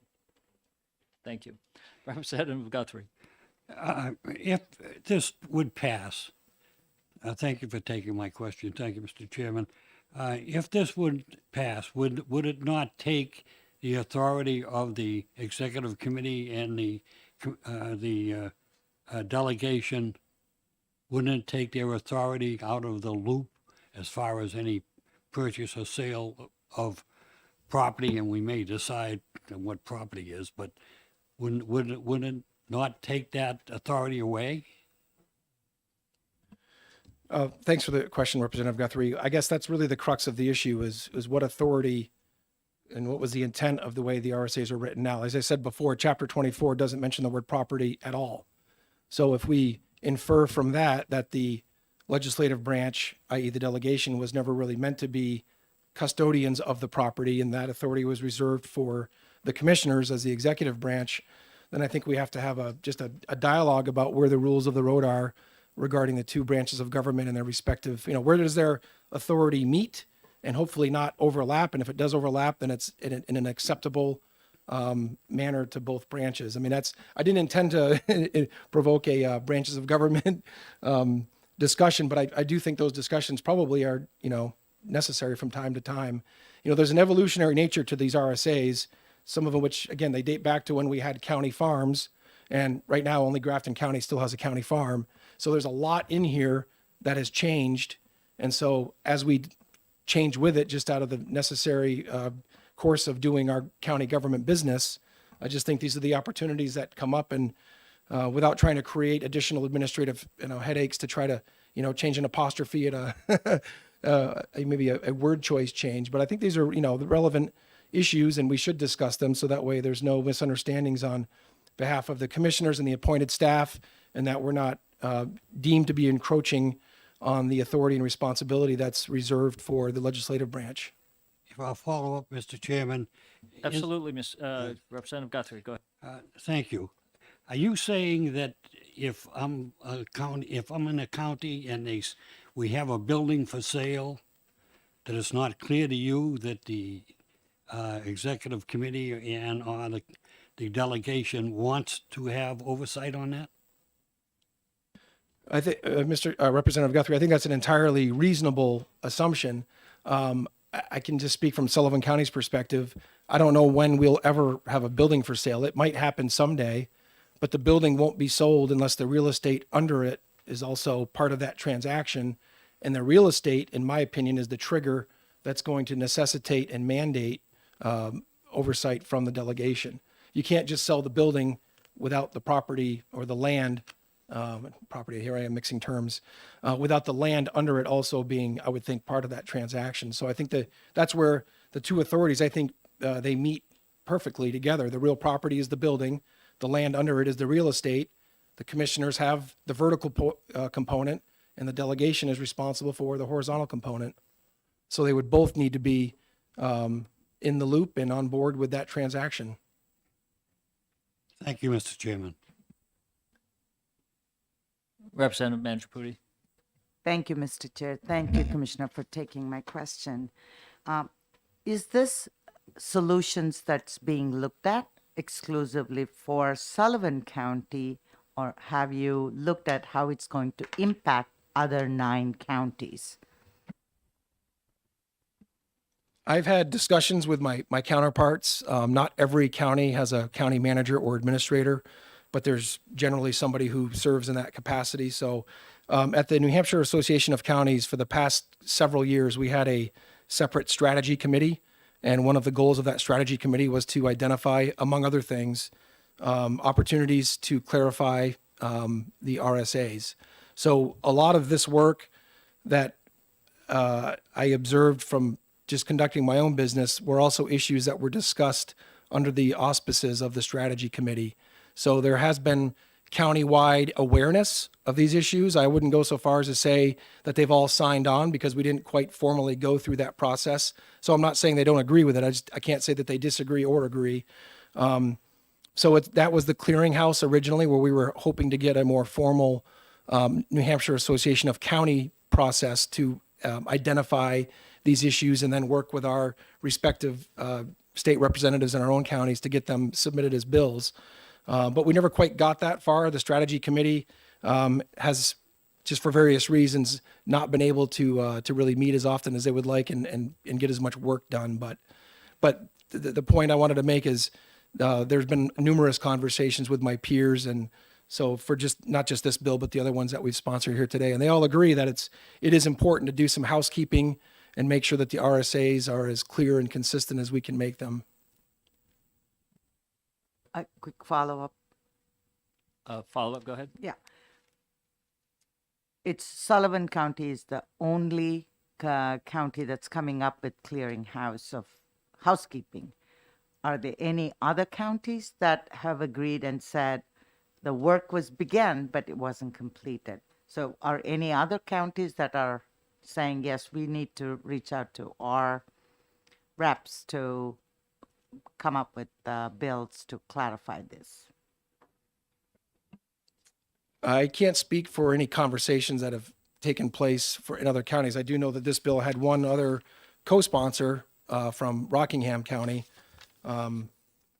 So without knowing the exact details and what the threshold is for how many different co-sponsors from different counties it takes to really send a message that there's widespread agreement, I can just tell you from my conversations with my peers that my fellow administrators and managers haven't disagreed with anything that we submitted. It comes down to who has time to do the work. And so I guess I'm the sucker that raised my hand, and Representative Aaron in Sullivan County has been gracious enough to sponsor as many bills as I could send her way. And so I think that's probably the biggest reason why I'm here today, and she's the one that sponsored all those bills.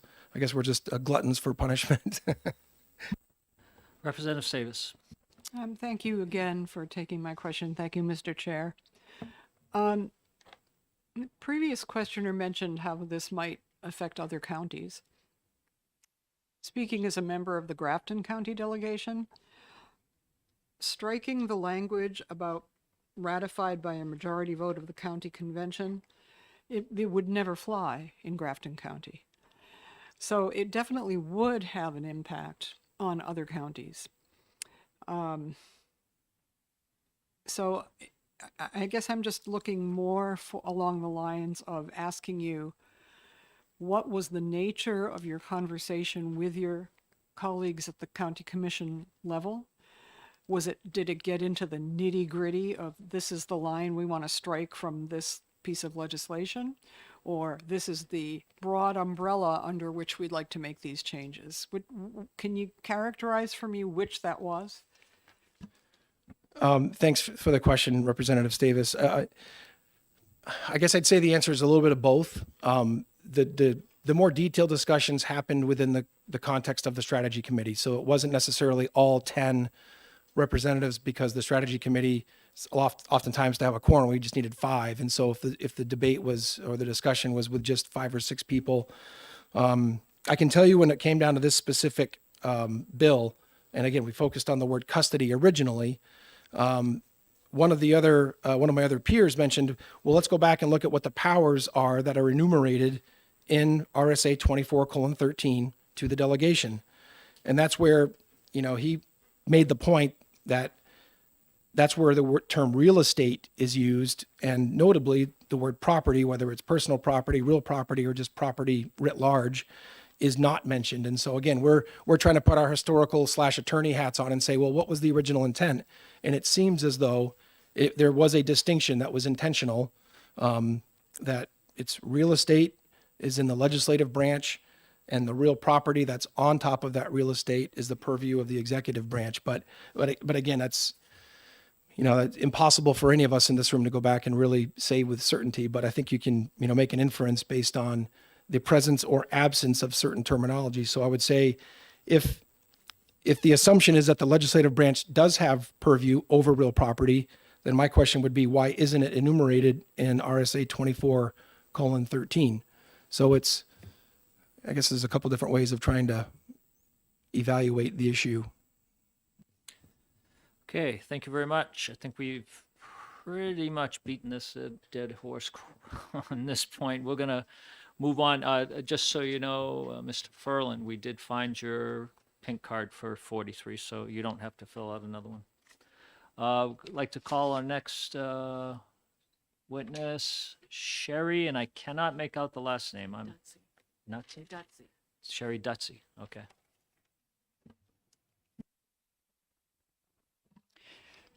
Thank you, Mr. Chairman and committee members. I'm Representative Sherry Dutsey, Nashua Ward 3. I also chair the Hillsborough County delegation. I'm very new at that, so everybody here knows a lot more about county government than I do. But the reason I'm here today is because I was concerned about the wording on HB 43, that it does take.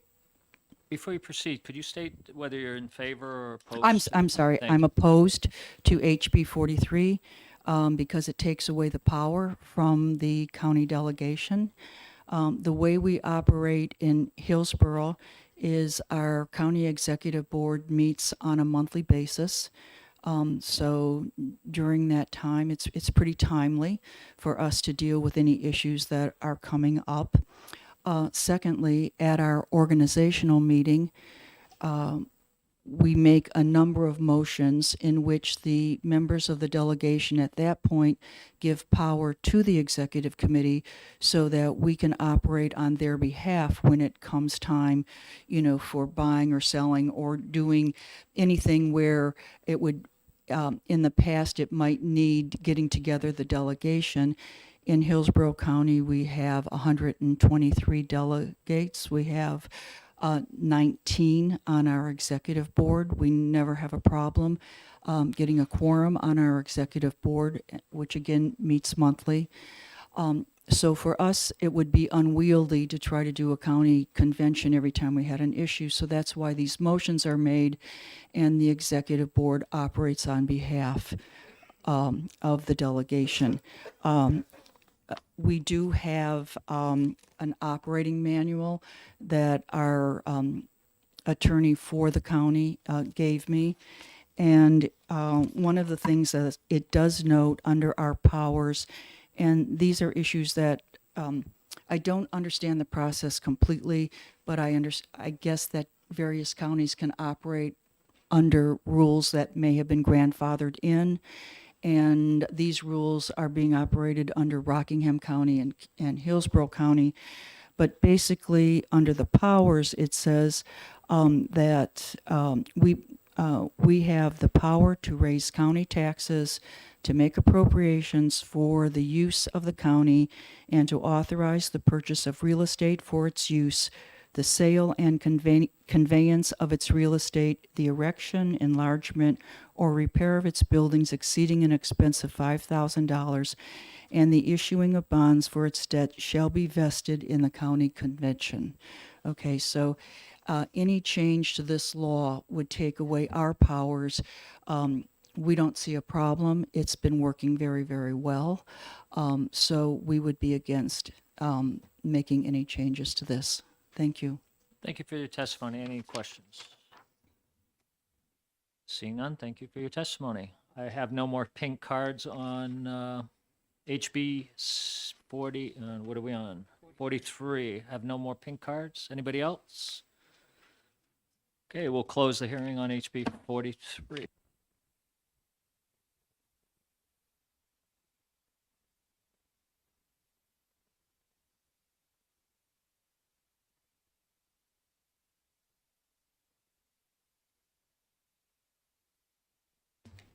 Okay, we'll open up the hearing on HB 75 now.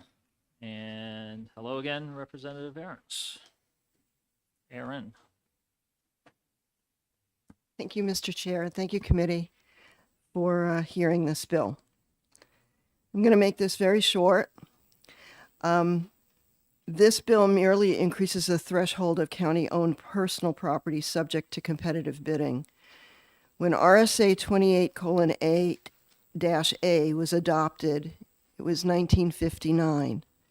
Based on the inflation calculator, the current value of an item worth $300 in 1959 is $3,054. It makes sense, therefore, to update this statute to reflect the true value of property, county-owned personal property, because of inflation. And I hope that you will vote to pass this and update the RSA. Thank you.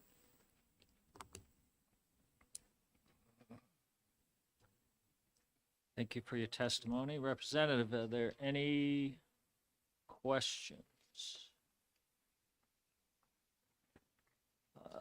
Seeing none around the table, I have a couple, at least one for you. Sure. When it talks about, and you may not know the answer to this, when it talks about the sale of personal property, is that a single item or can it be a combined number of items? Do you know? I don't know.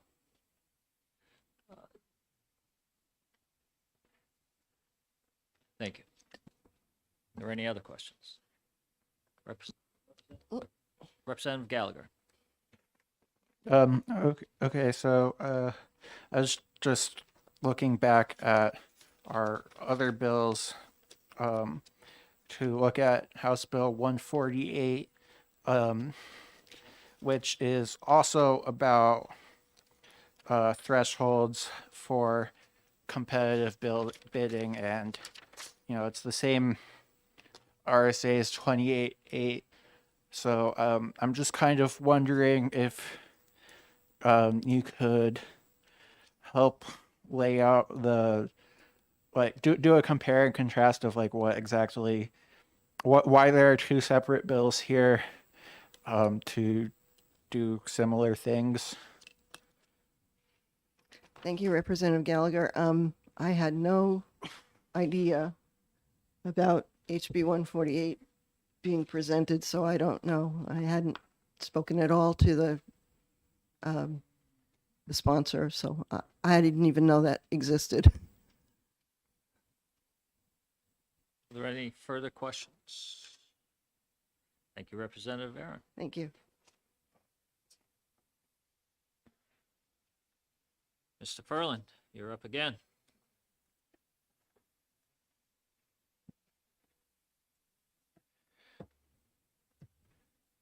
Thank you, Mr. Chair and members of the committee.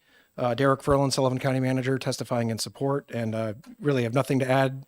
And 1959, I think, says it all, and the inflation calculator, I think, it speaks for itself. Thank you.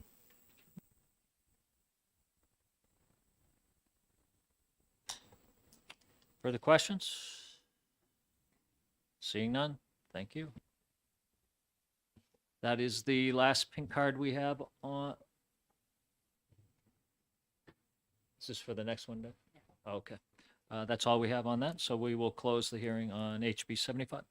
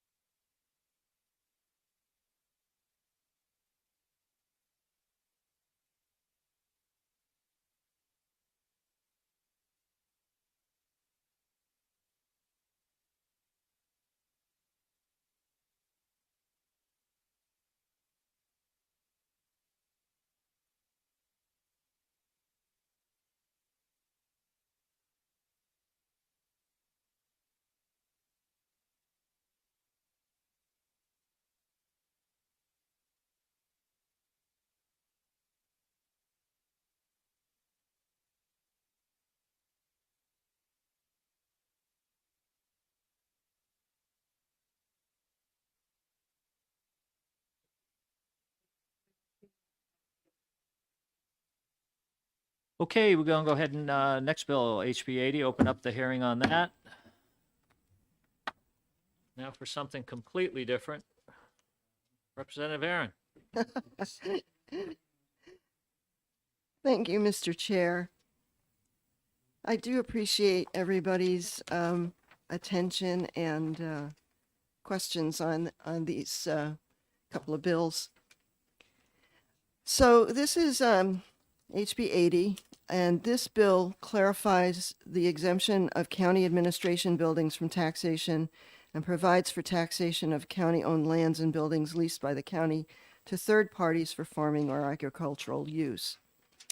So the reason why this bill came about was I was informed that there have been instances where the assessors have been confused on the issue of what's to be taxed and what's not to be, and what's to be exempt.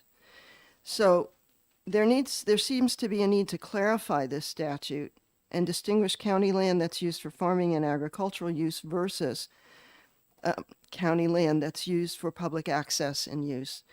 And again, this was something that was presented to me by Sullivan County Manager Derek Furland. I'm sure that he can give you more background on this particular issue. And that's all I have to say in terms of introducing this legislation. Thank you, Representative Aaron. Representative Power. Thank you, Mr. Chairman, and thank you for taking my question. If I'm not mistaken, when I read the bill text here, the first sentence is an incomplete sentence. Like, I'm not seeing a verb because there's a period after the word buildings. Am I missing something?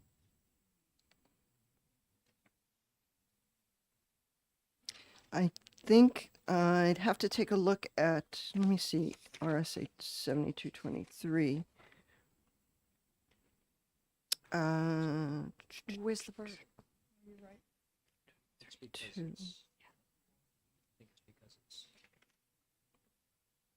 The RSA probably says such and such and such. The verb is shall be taxed. Which is in the RSA. Right, but which they're striking out. Oh, I see. Yeah, it's, yeah. Correct. Because they've struck it out. Mm-hmm, and they didn't, yeah. Right. Oh, Can I follow up? yeah, I'm not sure here. Could I comment? I believe Representative Powers is correct. If you have a follow-up question, yes, go ahead.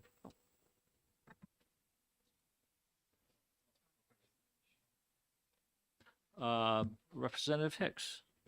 Thank you, Mr. Chair, and thank you for taking my question. That was my question as well. And did you mean for it to read shall not be taxed? I think it should be shall be taxed Shall be taxed. at the end. I guess that must have been something I overlooked from OLS. I'm sorry. I think that's correct. I think those three words should be in there, so that'll require an amendment, Representative Aaron. Mm-hmm. Okay, thank you. Representative Davis. Thank you, Mr. Chair. So you're not sure what the intent of this amendment is?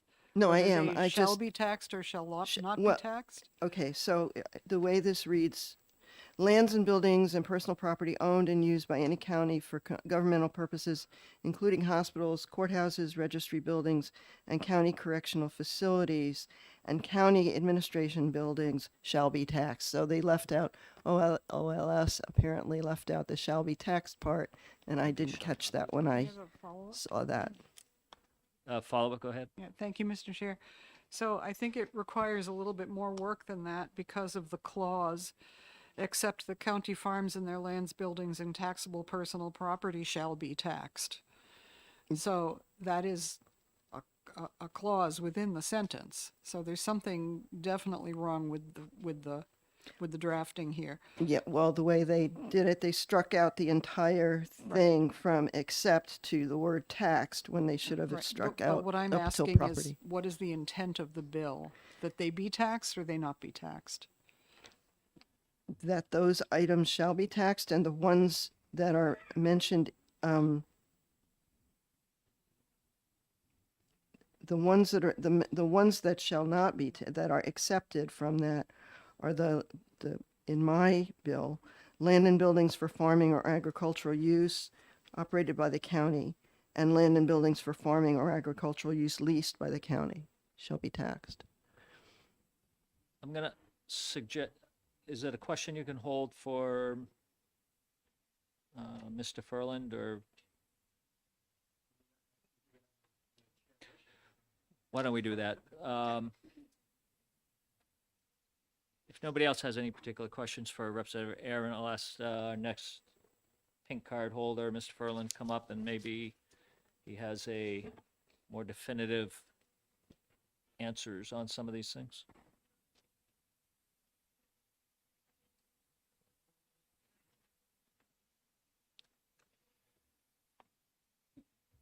Thank you, Mr. Chair and members of the committee. Derek Ferland, Sullivan County Manager, testifying in support of this bill. Apologize for the oversight. I was also asked to review the product when it came out from OLS, and I missed it as well. The intent was that the first sentence was shall not be taxed. It's to distinguish the county administrative buildings and functions and distinguish them from the remnants of the county farms, either for the counties that still have land that's leased to third parties or operate a farm internally. So the way this came about, as Representative Aaron said, it was an interaction that we had with the assessors. There's contract assessors for the town of Unity. And so we've just had a lot of back and forth about, again, the evolutionary nature of county government, at least in Sullivan County. We have buildings on our campus in Unity that used to be part of the county farm, the hay barn, and we have an old heifer barn, as well as some other sheds that were once upon a time fully involved and used solely for the county farm function, and they're now used for county storage. In fact, our hay barn is used to park the activities bus for our nursing home, as well as a couple of emergency response trailers for the state police, our sheriff's office, and the public health network.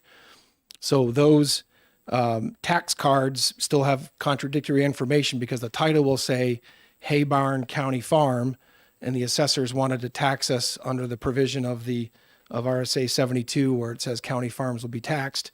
And we said, well, it's not part of the farm anymore. It's part of the county complex and is used for governmental purposes and therefore should not be taxed. So that was really the series of exchanges that we've had over the last couple of years with the assessing department, the contract assessor.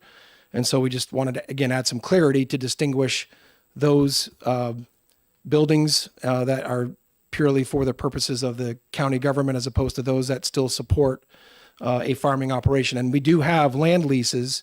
And so those, not only the land, but the outbuildings that support and are included in those leases, we fully agree should be taxed. And our leases actually reflect that. So we collect enough revenue on those leases to pay the tax bill. So we have no quarrel with the fact that county farming operations are a separate taxable activity. We're just trying to, again, clear up any confusion over what's a purely governmental purpose versus an agricultural purpose in the context of the county farms. Questions? Representative Majori. Thank you, Mr. Chair, and thank you for taking my question. So if I understand your situation, you have buildings which were once and are now not. But isn't that something that can be, is that something that can be clarified by your assessor to reassign what the building is? And therefore, is this bill specific to you, or are you looking more in the universal sense of clarifying something, or both? Thanks for the question, Representative. I think the answer is a little bit of both. I mean, I could show you volumes of email traffic back and forth trying to persuade the contract assessing company that our interpretation of the RSA was in fact correct, and we disagreed with their interpretation. And I guess the resolution is either you go to court or you try to get the law rewritten and clarified, and this is the route that we chose. I'm not sure what else there is to do when you have two parties that are reading the same statutes and they just simply disagree on what they say. So this was the route that we chose.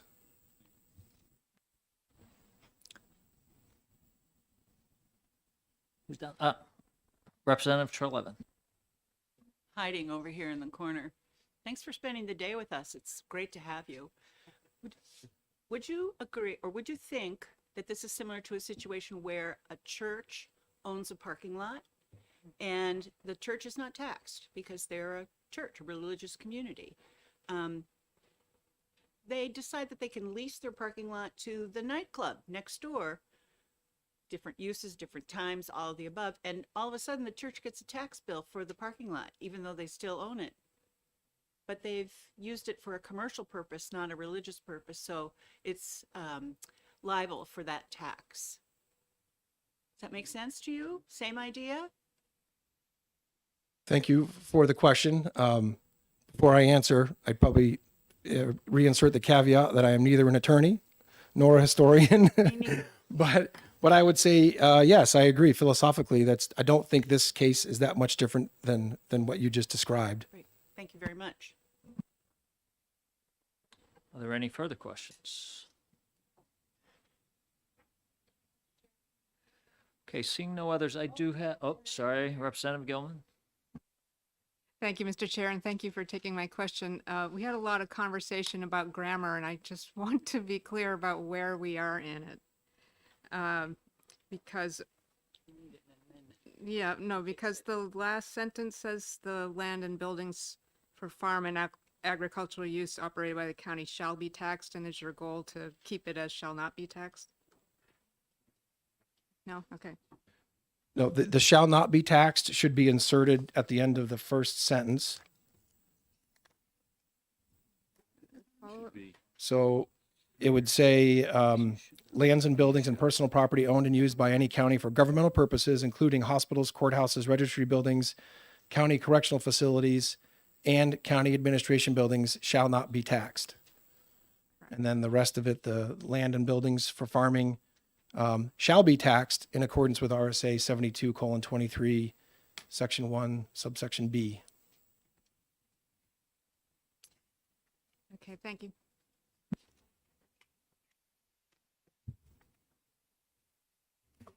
Representative Yokella. Thank you, and thank you for taking the question. This section of law is all part of the section that starts reading the following: real estate and personal items shall be unless otherwise provided by statute be exempt. And so this is just part of that list of the things that are exempt. So I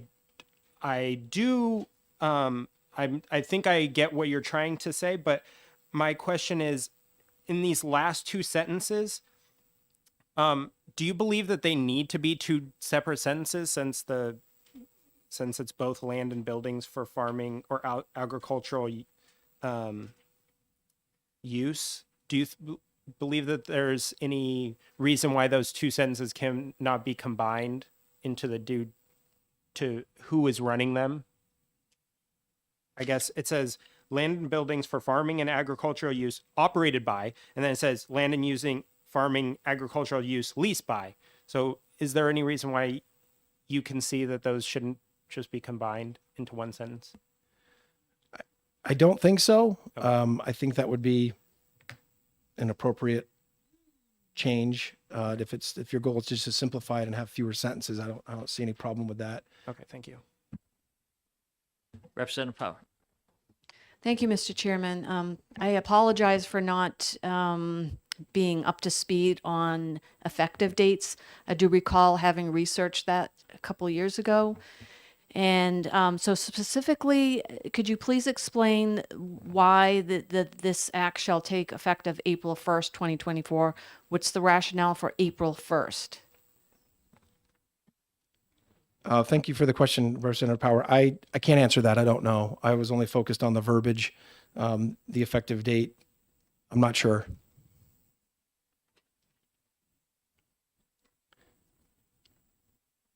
Are there any further questions?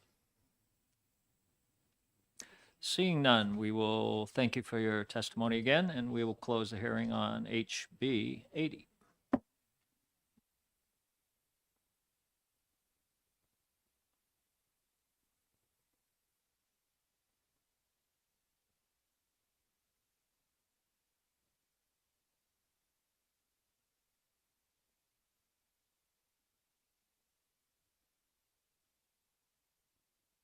Okay, it is 2:45, so we will continue on our list, HB 83, relative to County Commissioners' Authority on County Buildings. Representative Air. Thank you very much. And just before I say something about that, on this past bill that we went through, I'm going to be submitting an amendment to fix I that. would say that would be a very good idea. Thank you.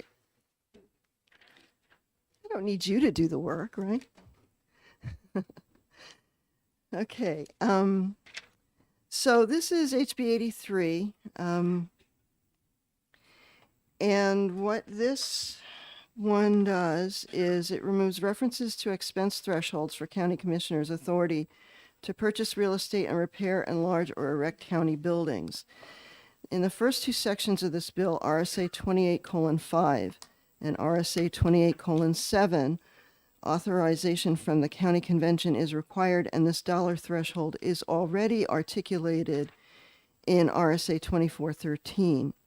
So duplicating the threshold in RSA 28:5 and RSA 28:7 merely introduces the probability for error if either of these or RSA 24:13 is ever updated.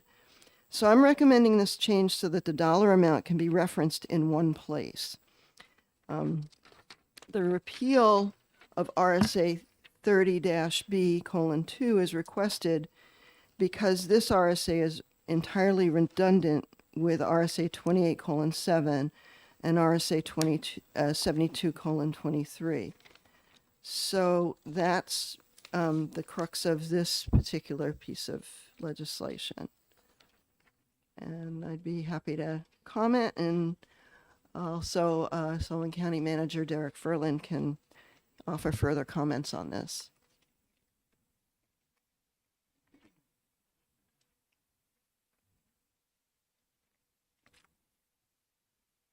Your testimony is complete, I assume?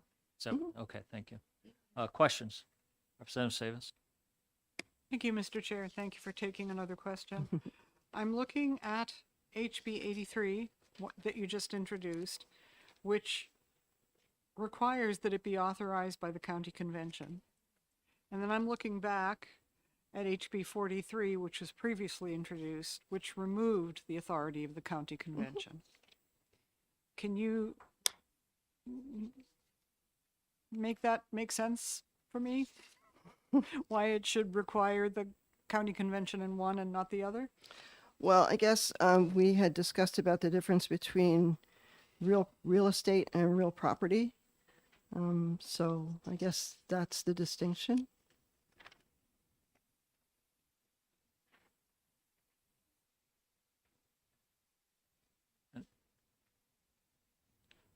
Representative Mangiapudi? Thank you, Mr. Chair. Thank you, Representative, for taking my question.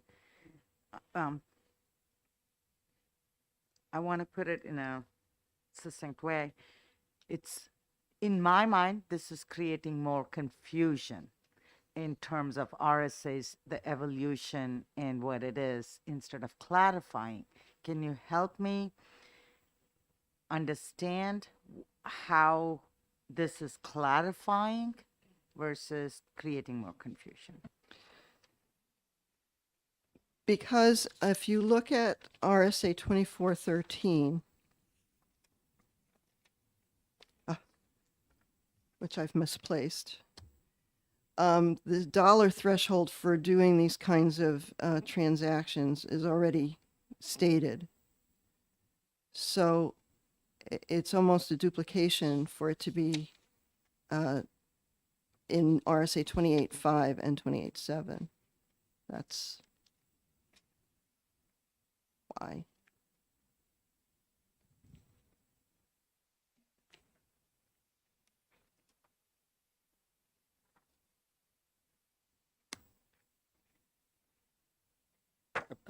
Representative Power. Thank you, Mr. Chair, and thank you for taking my question. So I'm also thoroughly confused by the drafting of this particular bill. So on section 3, where it says repeal, could you just clarify the way that that wording is? It states relative to county corrections, real estate and buildings is, comma, is repealed. Is that some type of an explanation or a title? I'm just confused. So I understand that you want to repeal RSA 30-B:2. I'm just confused by that language. Yeah, let me just look and see.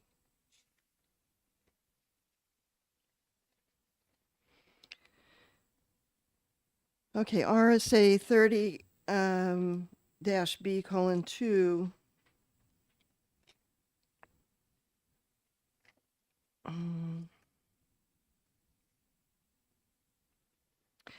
So if you look at RSA 28:7,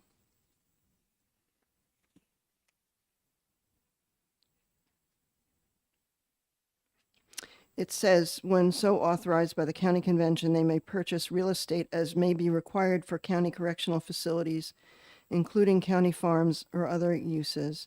They may repair, enlarge, or erect county buildings at a cost exceeding $5,000. And with like authority, they may sell any of the county's real estate. So if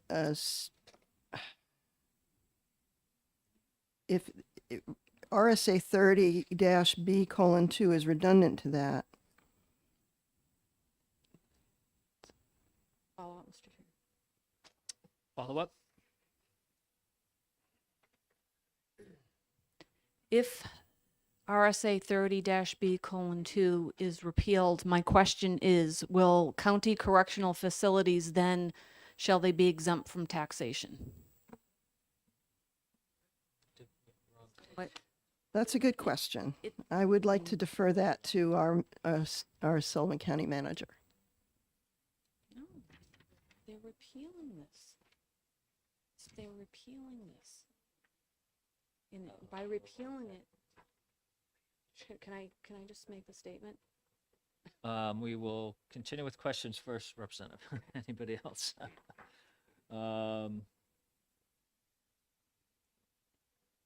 Representative Majori. Thank you very much, Mr. Chair, and thank you for taking my question. Bring that a little bit closer. With regard to 28.5 and the $5,000, Yep. I understand your explanation.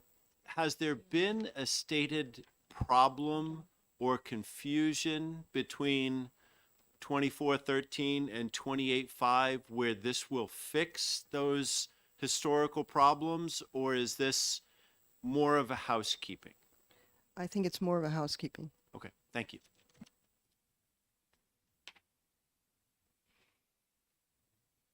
Your mic's on. I didn't know if you wanted to. Okay. Okay. Further questions? Thank you. Thank you, Representative Aaron.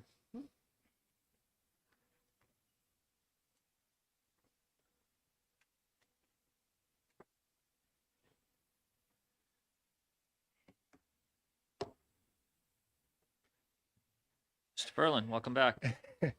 Thank you, Mr. Chair, members of the committee. Derek Ferlin, Sullivan County Manager, and testifying in support of this bill. Just to add a bit of context, this bill emanated from my research on the next bill, which was starting out looking at the threshold and updating that. But when I was doing the cross-referencing, it just occurred to me that we have a dollar threshold referenced in 3 separate RSAs, and then it just introduces the opportunity for error. If you ever do change the threshold, you might not intuitively understand that it appears in others. So the references in the county commissioner chapter of chapter 28, so RSAs, I think it's 28, is it 28.5 and 28.7? Yes, 28.5 and 28.7. Really, specifying the dollar value is to me is redundant. When the budget is approved, any repair projects or capital projects are generally either, depending on how the county does it, identified by line item or enumerated in the context of a maintenance and repair budget. So I just felt that there wasn't any additional value added by specifying the dollar value, because if you change RSA 24:13, that's where the delegation's oversight and approval of those projects. Now, one of the justifications for increasing that threshold, which I guess I'll get to in the next hearing, so I guess I'll table that remark. But I guess it does come up because it's in response to the previous question. There are instances when we are making repairs that do exceed $5,000. We had a heat exchanger in the nursing home about a year and a half ago that failed, and I believe it was like a $13,000 repair. Given the emergency nature of that particular issue, we certainly didn't have time to go back and get the county delegation to convene a meeting and approve it. So, but they did approve and appropriate a maintenance and repair budget, and that's where we drew the funding from. So I guess in that particular instance, the threshold did matter, and it was in response to a particular situation. But really, this did stem from the desire to update House Bill 87, which is in line with previous bills, which is just a matter of keeping up with the times. Oh, and I guess I will also say, Mr. Chair, in response to any confusion about the previous bill, House Bill 43, this is specifically in relation to building or enlarging or repairing, as opposed to the disposal. And so I do think there is a clear distinction as to what this bill is trying to fix. And I don't think it, without getting into the whole real estate versus real property discussion, but I do think 28.8C is clearly on the disposition end of it.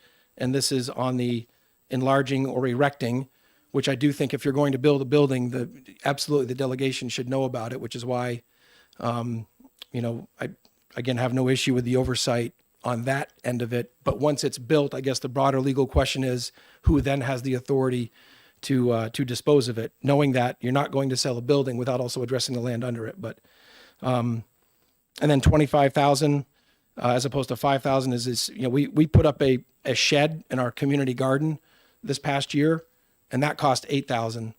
And at the risk of incriminating myself, I will tell you, we absolutely just did that without the delegation's explicit approval, other than the funds that were appropriated in the budget. So, you could say that we had the approval because they did approve the budget, but it wasn't like we're going to go to them with a line item approval for an $8,000 shed. But I guess I'll wait for the sergeant at arms to handcuff me. Okay. Oh, and Mr. Chair, to clear up any other confusion, thank you, Kate, for the question on RSA 30-B:2. I'll just read it verbatim. So it's under the Department of Corrections statute, and it says 30-B:2, real estate, buildings. In accordance with RSA 28.7, when authorized by the county convention, the county commissioners may purchase such real estate as may be required for a county correctional facility and may repair, enlarge, or erect county buildings housing county correctional facilities and may sell any of the county's real estate as provided in RSA 72:3, Section 2. County correctional facilities shall be exempt from taxation except that county farms and their lands, buildings, and taxable personal property shall be taxed. So everything in that chapter is covered almost word for word in either RSA's 28.7 or 72:23. I mean, it is completely redundant, serves no purpose, and has no value. Hence the recommendation to simply delete it in the interest of housekeeping in this case. Thank you. Yeah, thank you. Questions? I see none. That was the last pink card. Anybody else want to submit a pink card before we close the hearing? Okay, seeing none, we close the hearing on HB 83.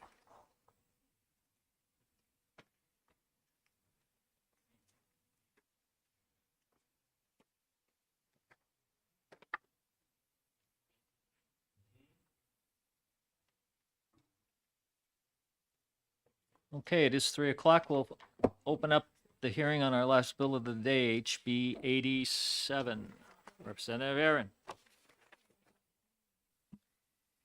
Thank you, Mr. Chair, and thank you again, committee, for all your patience and questions on all of these bills. This is HB 87, and this bill raises the monetary cap on the value of enlargements or repairs to county buildings vested in the county convention. Currently, RSA 24:13 uses $5,000 as a benchmark for capital building project thresholds. In today's times, and especially with inflation, $25,000 is a widely used threshold to distinguish capital projects and repairs from non-capital projects and repairs. Capital projects are normally singled out for approval in the county budgeting process, so the delegation, oversight, and approval of these projects would be accomplished during each budget cycle anyway. I think that our RSAs need to reflect the reality of the cost of capital building projects. $5,000 is not realistic anymore. Doing so would not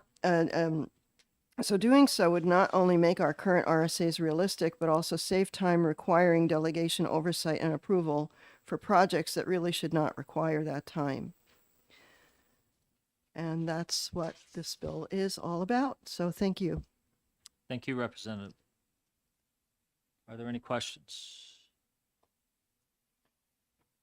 Representative Stavis. Thank you, Mr. Chair, and thank you once again, Representative Aaron. My question about this particular bill goes to the delegation's authority to tax citizens, to levy county taxes. And in part, that authority is based on the expenses that the county must incur on behalf of its citizens. So I'm wondering why you think that $25,000 is an appropriate amount, given how tight most county budgets are and how reluctant most county delegates are to raise county taxes. Mm-hmm. Thank you for your question. Well, the $5,000 in this particular statute is a benchmark on capital building projects. And we've seen that capital building projects are typically much more expensive. And even, yes, while we have an eye on wanting to, not raise taxes and be mindful of how much our capital building expenses are, nonetheless, with these expenses, it would seem to me that you would need county convention approval much more often than for a $5,000 ticketed item capital project than you would for something more expensive. And I think we would, with this, it's just a more realistic number for many of the capital building projects that we're seeing in our projects for in the county needs. Representative Lascelles. Yes, thank you for taking my question. In several of these bills, we've talked about thresholds. And in periods of inflation, like we've had in the last couple of years, these thresholds become very important all through government spending. At least in one case, we applied a measure of inflation, I think it was CPI, so that the thresholds would not become obsolete immediately and become more so as time went on, depending on what the inflation is. I'm just wondering, in all of these cases where we have thresholds applied, would it behoove us to apply some measure of inflation so that next year, if the inflation rate becomes 30%, or if there is a deflation, that would automatically kick into gear? Representative Lascelles, I think that's an excellent observation, that perhaps that many of these statutes that we have that have dollar amounts or thresholds like this should indeed be more likely, would be more better written to have some sort of mark to the rate of inflation instead of a dollar number. But we see, dollar numbers in our statutes. So I was just looking to make that adjustment. But it wouldn't be unreasonable to tie it to an inflation gauge of some sort. Excuse me, Representative Manchaputi. Thank you, Mr. Chair. Thank you, Representative, for taking my question. Sitting, counties that have, Hillsborough County that has a large delegation, and having sat on the executive committee, these thresholds have worked well in terms of having the checks and balances. And so by changing, you've seen, like by changing in one Representative location. will suspend.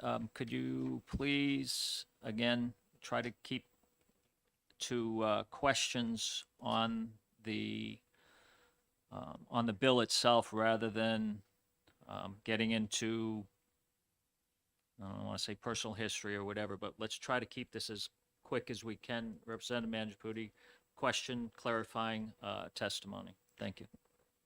Thank you, Mr. Chair. I'll try to, because each bill is kind of tying into the other. So every time I ask a question on one bill, the next bill changes that or affects that. So there is a cascading effect on all the bills that so far. So, I mean, changing one RSA in one place, it has a cascading effect. Have you looked at that in a totality? How it's going to impact different locations, different RSAs that are tied into? I guess I'm not clear on what your question is insofar as does this bill, how it affects multiple counties or multiple other statutes? I mean, what I'm trying to do here is to just put in a measure of reality as to how much our capital improvement projects, the building projects, actually cost these days. I don't know that you could ever find a capital building project that's $5,000 anymore. And so if you would see, if there was a capital building project that was that amount of money, that would be more times that you would have to call the county convention together for any kind of vote on it. Yeah, one clarifying question along the lines of Representative Manchaputi's question is we've seen a lot of different bills today with a lot of dollar figures changing, authorized by this, authorized by that. I think the question is, in this case, does this bill changing that dollar value affect other parts of the RSAs that was one of my questions, does it impact or conflict with other parts of the RSAs? I don't believe so. Okay. Representative Tatro.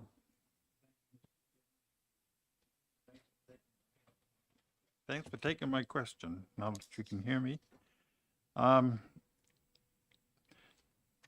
confused, and I hope you can clarify it for me. I realize the only change in this bill is the dollar amount by the looks of things. That's Yes. correct. Okay, thank you. But how does this RSA authorize the county to issue bonds without going through the proper procedure, or am I confused?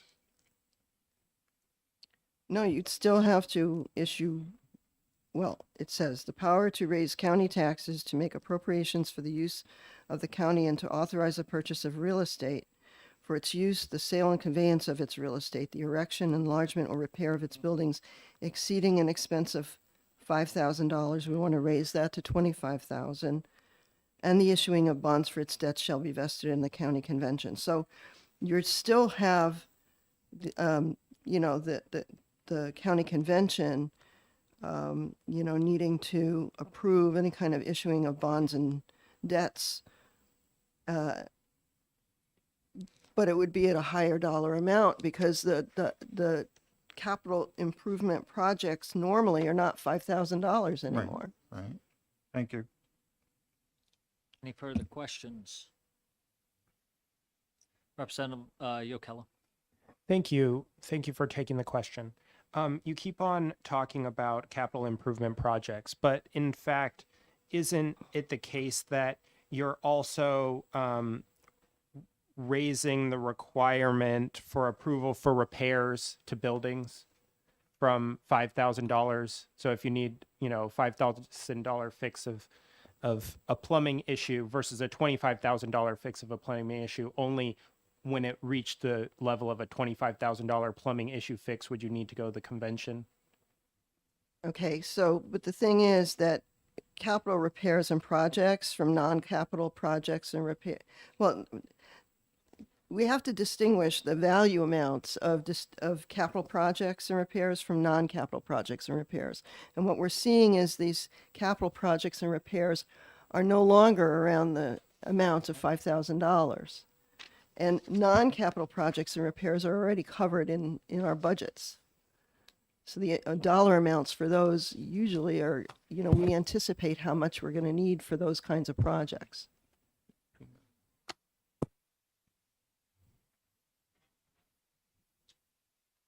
Yes, Representative Gilman. Thank you, Mr. Chair, and thank you, Representative, for taking my question. I think part of what's a problem here, and you can tell me if this is consistent, this is what we've been trying to get at. Most of these, or even maybe all of these bills that reference a dollar cap or a dollar figure, some of them are about revenue and some of them are about sale or income for the county. Does this last bill, which refers to both of those, a sale or you know, revenue or expenditure, just get us all messed up again? Well, this is regarding buildings exceeding, the enlargement or repair of its buildings exceeding, it's a capital building expense of $5,000. So, but we're saying that you won't really see that amount anymore. That the capital building expenses are much more expensive than $5,000. Follow up, Mr. Chair? Go ahead.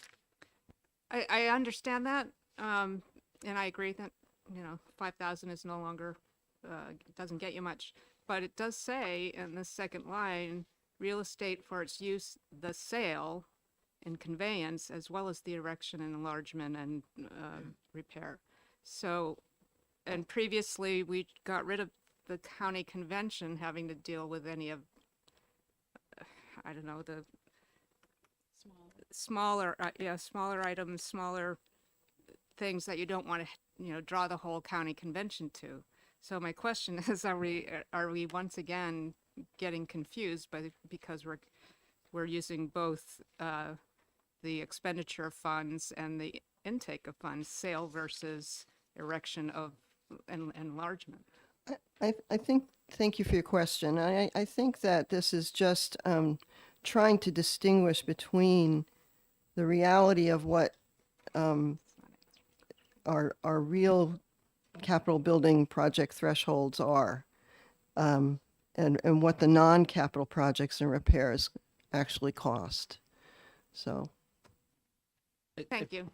I think it would be fair to say that this particular paragraph is on county convention powers. It's a laundry list of individual items that the county convention has rule over, if you will. I think that's fair to say. yes. Correct? Okay, thank you. Representative Power. Thank you, Mr. Chairman, and thank you for taking my question. So, due to the fact that this particular bill involves the enlargement or repair or the erection of buildings, as does the previous bill 83. And furthermore, since both statutes reference a dollar threshold of 5,000, and in this one, you're striking the 5,000 and making it 25,000, whereas in the previous bill it's been deleted. Is there a sense that this might be incongruent with each other and there may be a problem? I don't think so, but I would defer that question to our county manager. Okay, thank you, Representative Aaron. Last but not least, Mr. Perlin. Before you start, Ms. Ferlin, I think there's maybe a general sense, maybe I'm misreading it, but I think a bunch of us kind of believe that a lot of these changes may be interfering with, impacting, conflicting with others. And I'm not sure how that's going to be Excuse me, fixed. Mr. Chair. But yes, Excuse me. I must ask a point of order. It was very clear that we don't impugn others' thoughts or ideas when we're on the House floor, and I think that the same thing holds here. So I'd prefer that you not state how I might be feeling in regards to any of this. Thank you. Sure, I'll take that under advisement, Representative. So, go ahead. Thank you, Mr. Chair, and once again, members of the committee. Derek Ferlin, Sullivan County Manager, testifying in support of House Bill 87. Very simply, the dollar threshold raise was really pegged to our county's approach to capital versus non-capital projects. I referenced my prior career as an Air Force civil engineer. $25,000 was widely accepted, and I would go so far as to say an industry standard for what's deemed to be a capital project. And so that's how we internally treat during our budget process. There are things that we know we're going to repair that are just run-of-the-mill repairs to our facilities, and those may cost anywhere from very few dollars to sometimes thousands of dollars. But we make a distinction with anything that's going to be projected to cost over $25,000. It gets its own treatment in our budget and in our budget presentations. So this was just an attempt to try to standardize that language. I would say that regardless of whether it's a repair that's done under our other budget categories for just general maintenance and repair of different facilities, the delegation has oversight of all of that just by virtue of appropriating and passing a budget. We just provide special attention to those repairs that we call capital, and we've associated that with a $25,000 threshold. In reference to the previous questions about cascading and impacts of other RSAs, the answer is yes. That's specifically why we struck the reference to $5,000 in 28.5 and 28.7, just to clarify it, because they are all interchanged, but it should only be referenced once, in my opinion, just for simplicity and to avoid the possibility of introducing unforced errors. So once the county convention has approved a budget, which includes sub-capital as well as capital requirements, then all the other RSAs simply fall in line once you have that authority that's been provided by the convention. There was another question. I apologize, that's escaping me. Well, I guess I'll end it there and wait for any other follow-up questions. Thanks, Mr. Chair. Okay, thank you for your testimony. Any questions? Representative Majori. Thank you, Mr. Chair, and thank you again for taking a question. So to the point that you just raised about the cascading effect or trying to eliminate or prevent that cascading effect, would it make any sense to then state in these proposed bills a clause as referenced in RSA, whatever it is? And I ask that question because otherwise, I, as a freshman or a layperson, has no idea that there is any other reference anywhere else. And I say that with all due respect, that may create an entirely onerous problem of administration for you, but otherwise, I don't know how to get around this. So I apologize for the lengthy question, Mr. Chair. Thank you, Representative. I wholeheartedly agree. If I understand you correctly, what I would envision then is in RSA's 28.5 and 7, for example, we could add a little clause that says, as per RSA 24.13, and then everything points back to the source document. And I think that would be a value added amendment to those other RSAs just to make sure that everything's in sync.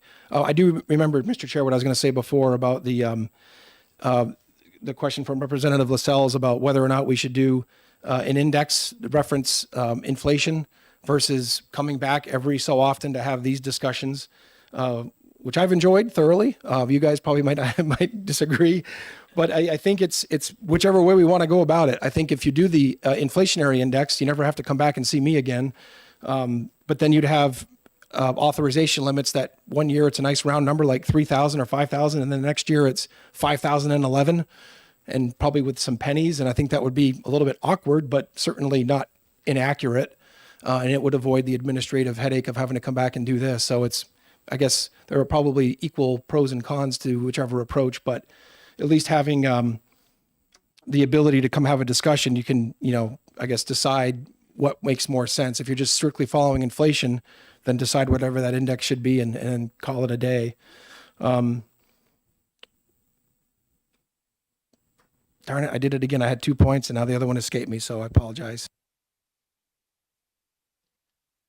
Are there any further questions? I got it back. Regarding the comment about the conflicting, all these RSAs, I can appreciate. I live this almost every day, probably weekly. I'm digging into the RSA, so I can appreciate that I've got a lot more familiarity, for better or worse, than you all do. And I agree, it can be probably a bit daunting. I do think if you break it down into the terminology and thinking about what do we think the framers of our RSAs meant by the enumerated powers in terms of what's real estate, real property, I think there's some tweaks that could absolutely benefit and clear things up.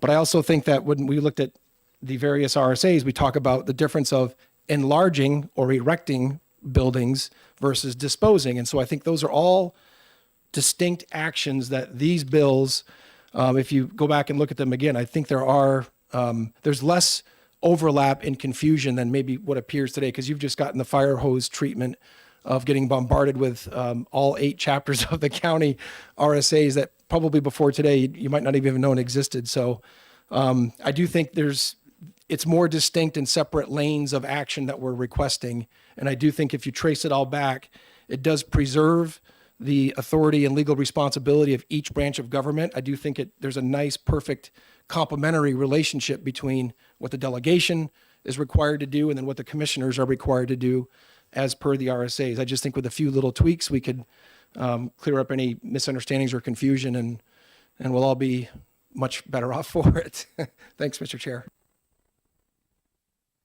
Further questions, Representative Gilman? Thank you, Mr. Chair, and thank you for taking another question. That last statement that you made is exactly what I was trying to get to. So my question is, why does this one use the word sale and erection and enlargement and give it a dollar value that shall be vested in the county convention? And the other ones take the sale out, or take it away from the county convention. Thank you, Representative Gilman, for the question. That actually is another thing that I forgot to mention, which is I would strongly advocate as a non-grammarian, English major, but I did have Mr. Couture for eighth grade English and grammar, and he was phenomenal. I think that there should be semicolons delineating the items in that list to distinguish those commas from the comma that appears between the words erection and enlargement. Because I think the 25,000 is meant to only apply to the section that says the erection, enlargement, or repair of its buildings exceeding an expense of 25,000. And using semicolons for the other items would clearly indicate that the 25,000 does not apply to the purchase of real estate, the sale and conveyance of its real estate. So I think that's where commas versus semicolons matter. And I think this is one indication or an example of where it is confusing. We're overrun by commas. Further questions? Seeing none, thank you for your testimony. Oops, having no more pink cards, we'll close the hearing on HB 87.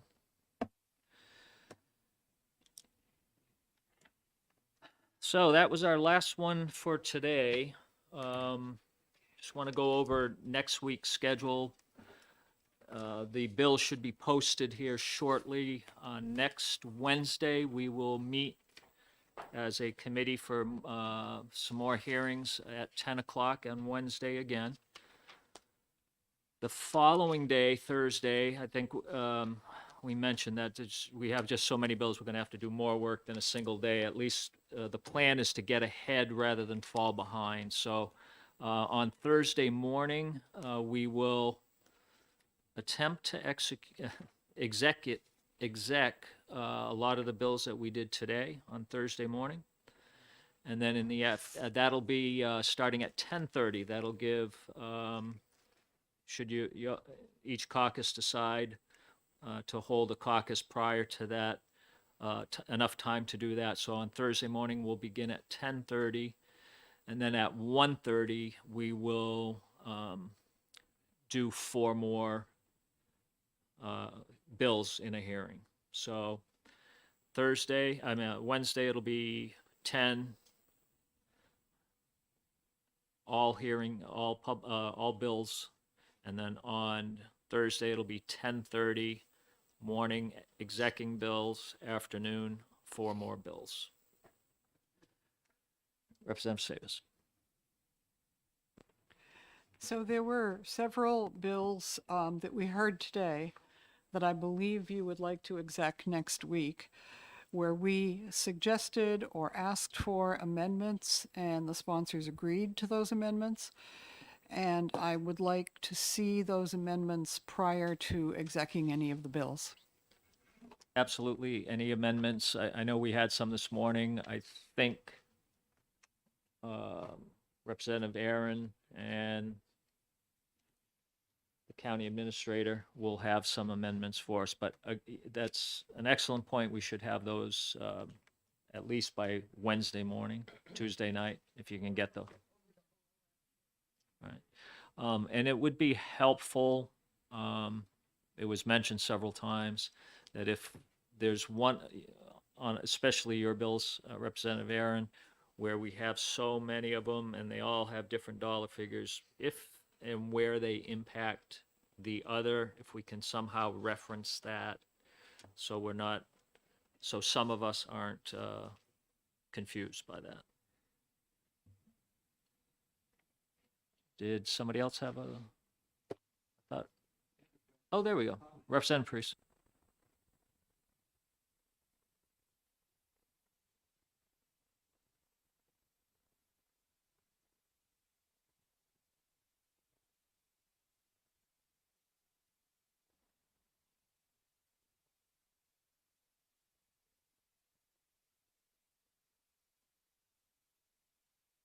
I would think I think that's an excellent idea, not only because it might ensure the passage of some of their bills rather than Yes. not, so that might be to their advantage to do so. Yes. Yes, Representative Saban. I think it is an excellent idea, but the fact remains that we have heard each bill individually and are therefore under some obligation. I mean, the bills are ours now. They've come to our committee and they're ours. We can do what we wish. But I think that we are under some obligation to dispose of each bill individually. Whether or not we get an overview of all of them. I just want to make sure that we Totally give understood due and agreement. weight to every bill. Yes, absolutely. Any other questions? Representative Manjapudi. Thank you. And this is one county out of 10. So we have heard from one county what they're trying to fix and how it impacts 9 other counties. You know, that's for us to make the determination from where we are coming from and how it would impact. Correct? We don't some of us do not disagree with that. Representative Yokella? Thank you. In prior sessions, is my understanding that we can only propose in executive session amendments that a member of the committee are sponsor of. Have you made a ruling on that for this term? Has that rule changed? I don't believe the rules changed, but Okay. we've had individuals, the sponsors, do the amendments before. Okay. I don't see any change in that. Okay.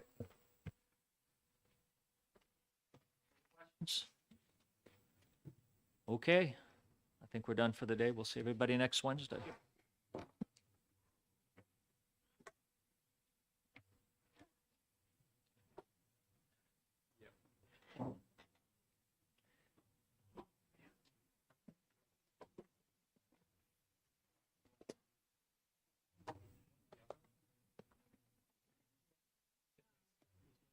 It is.